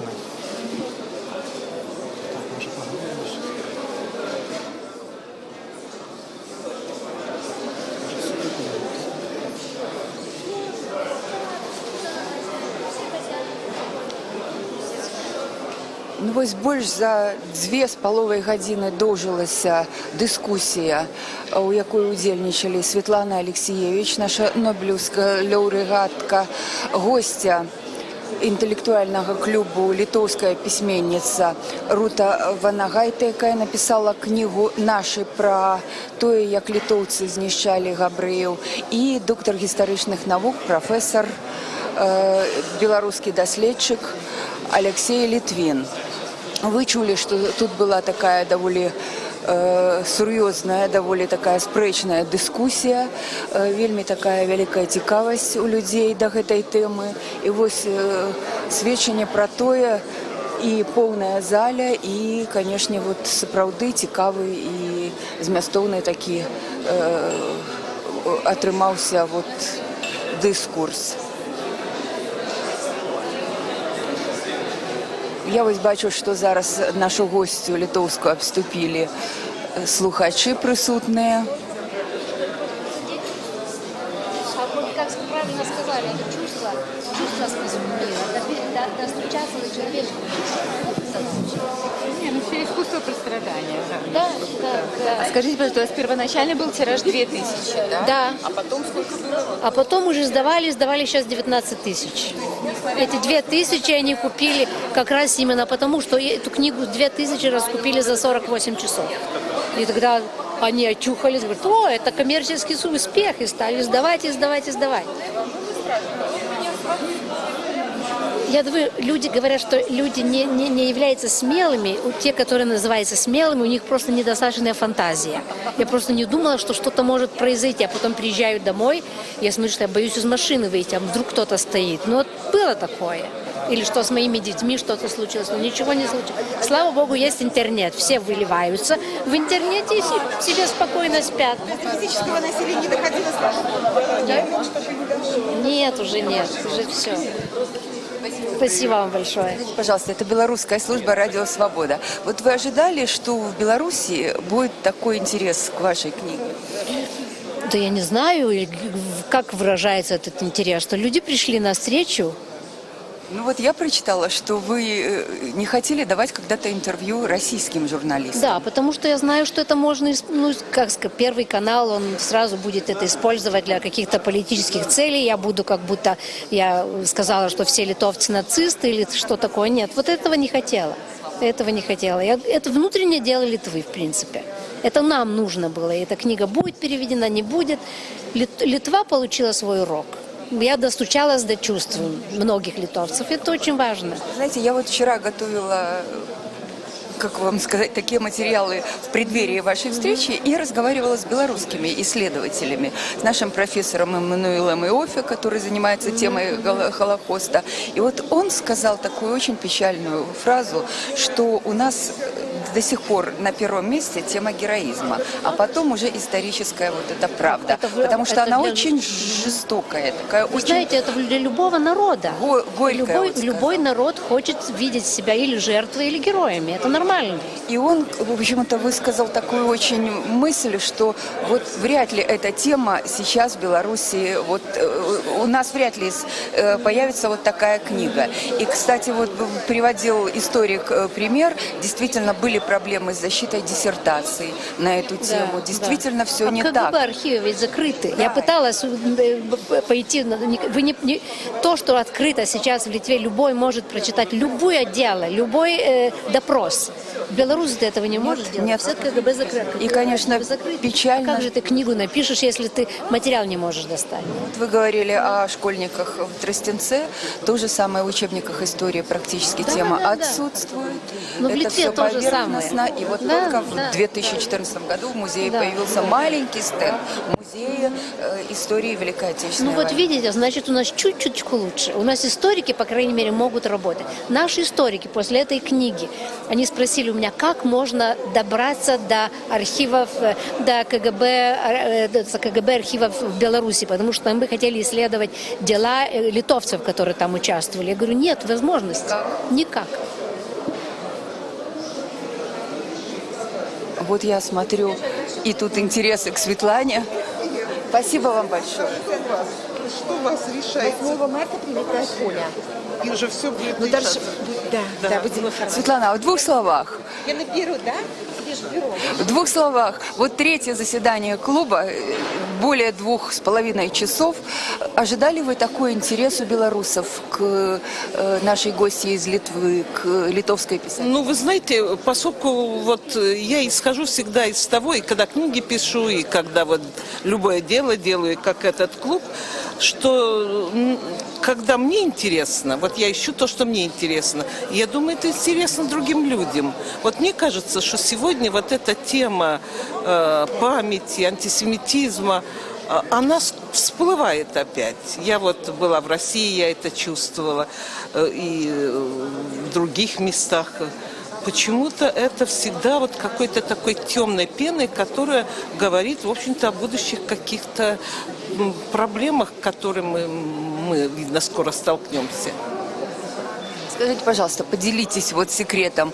3 очень интересных гостя было предыдущее. А кто следующий будет в вашем интеллектуальном клубе? Следующий может быть Черниговская, будет нейролингвист. И еще Герта Мюллер должна быть. У нас будет такой разговор с ней, как бы 2 лауреата. Потом будет Сакуров, режиссер. Потом еще будет Бернар, французский режиссер фильма «Human». Еще Тимоти Снайдер будет. Так что программа большая. Поскольку люди все заняты, я никогда вот не могу четко сказать, кто из них когда. Спасибо вам большое. Развитываемся. Радіо Свобода вела навпростову трансляцію з посідження, третього вже посідження інтелектуального клуба Нобелівської лауреатки Світлани Олексієвич. І гості сьогоднішнього посідження була литовська письменниця Рута Ванагайте, яка написала книгу, яка поділила Литву на 2 частки. Книгу про Холокост, про те, як літоўскае насельніцтва, літоўцы таксама удзельнічалі ў знішчэнні габрэяў. Сёння мы з вами развітваемся, да пабачэння.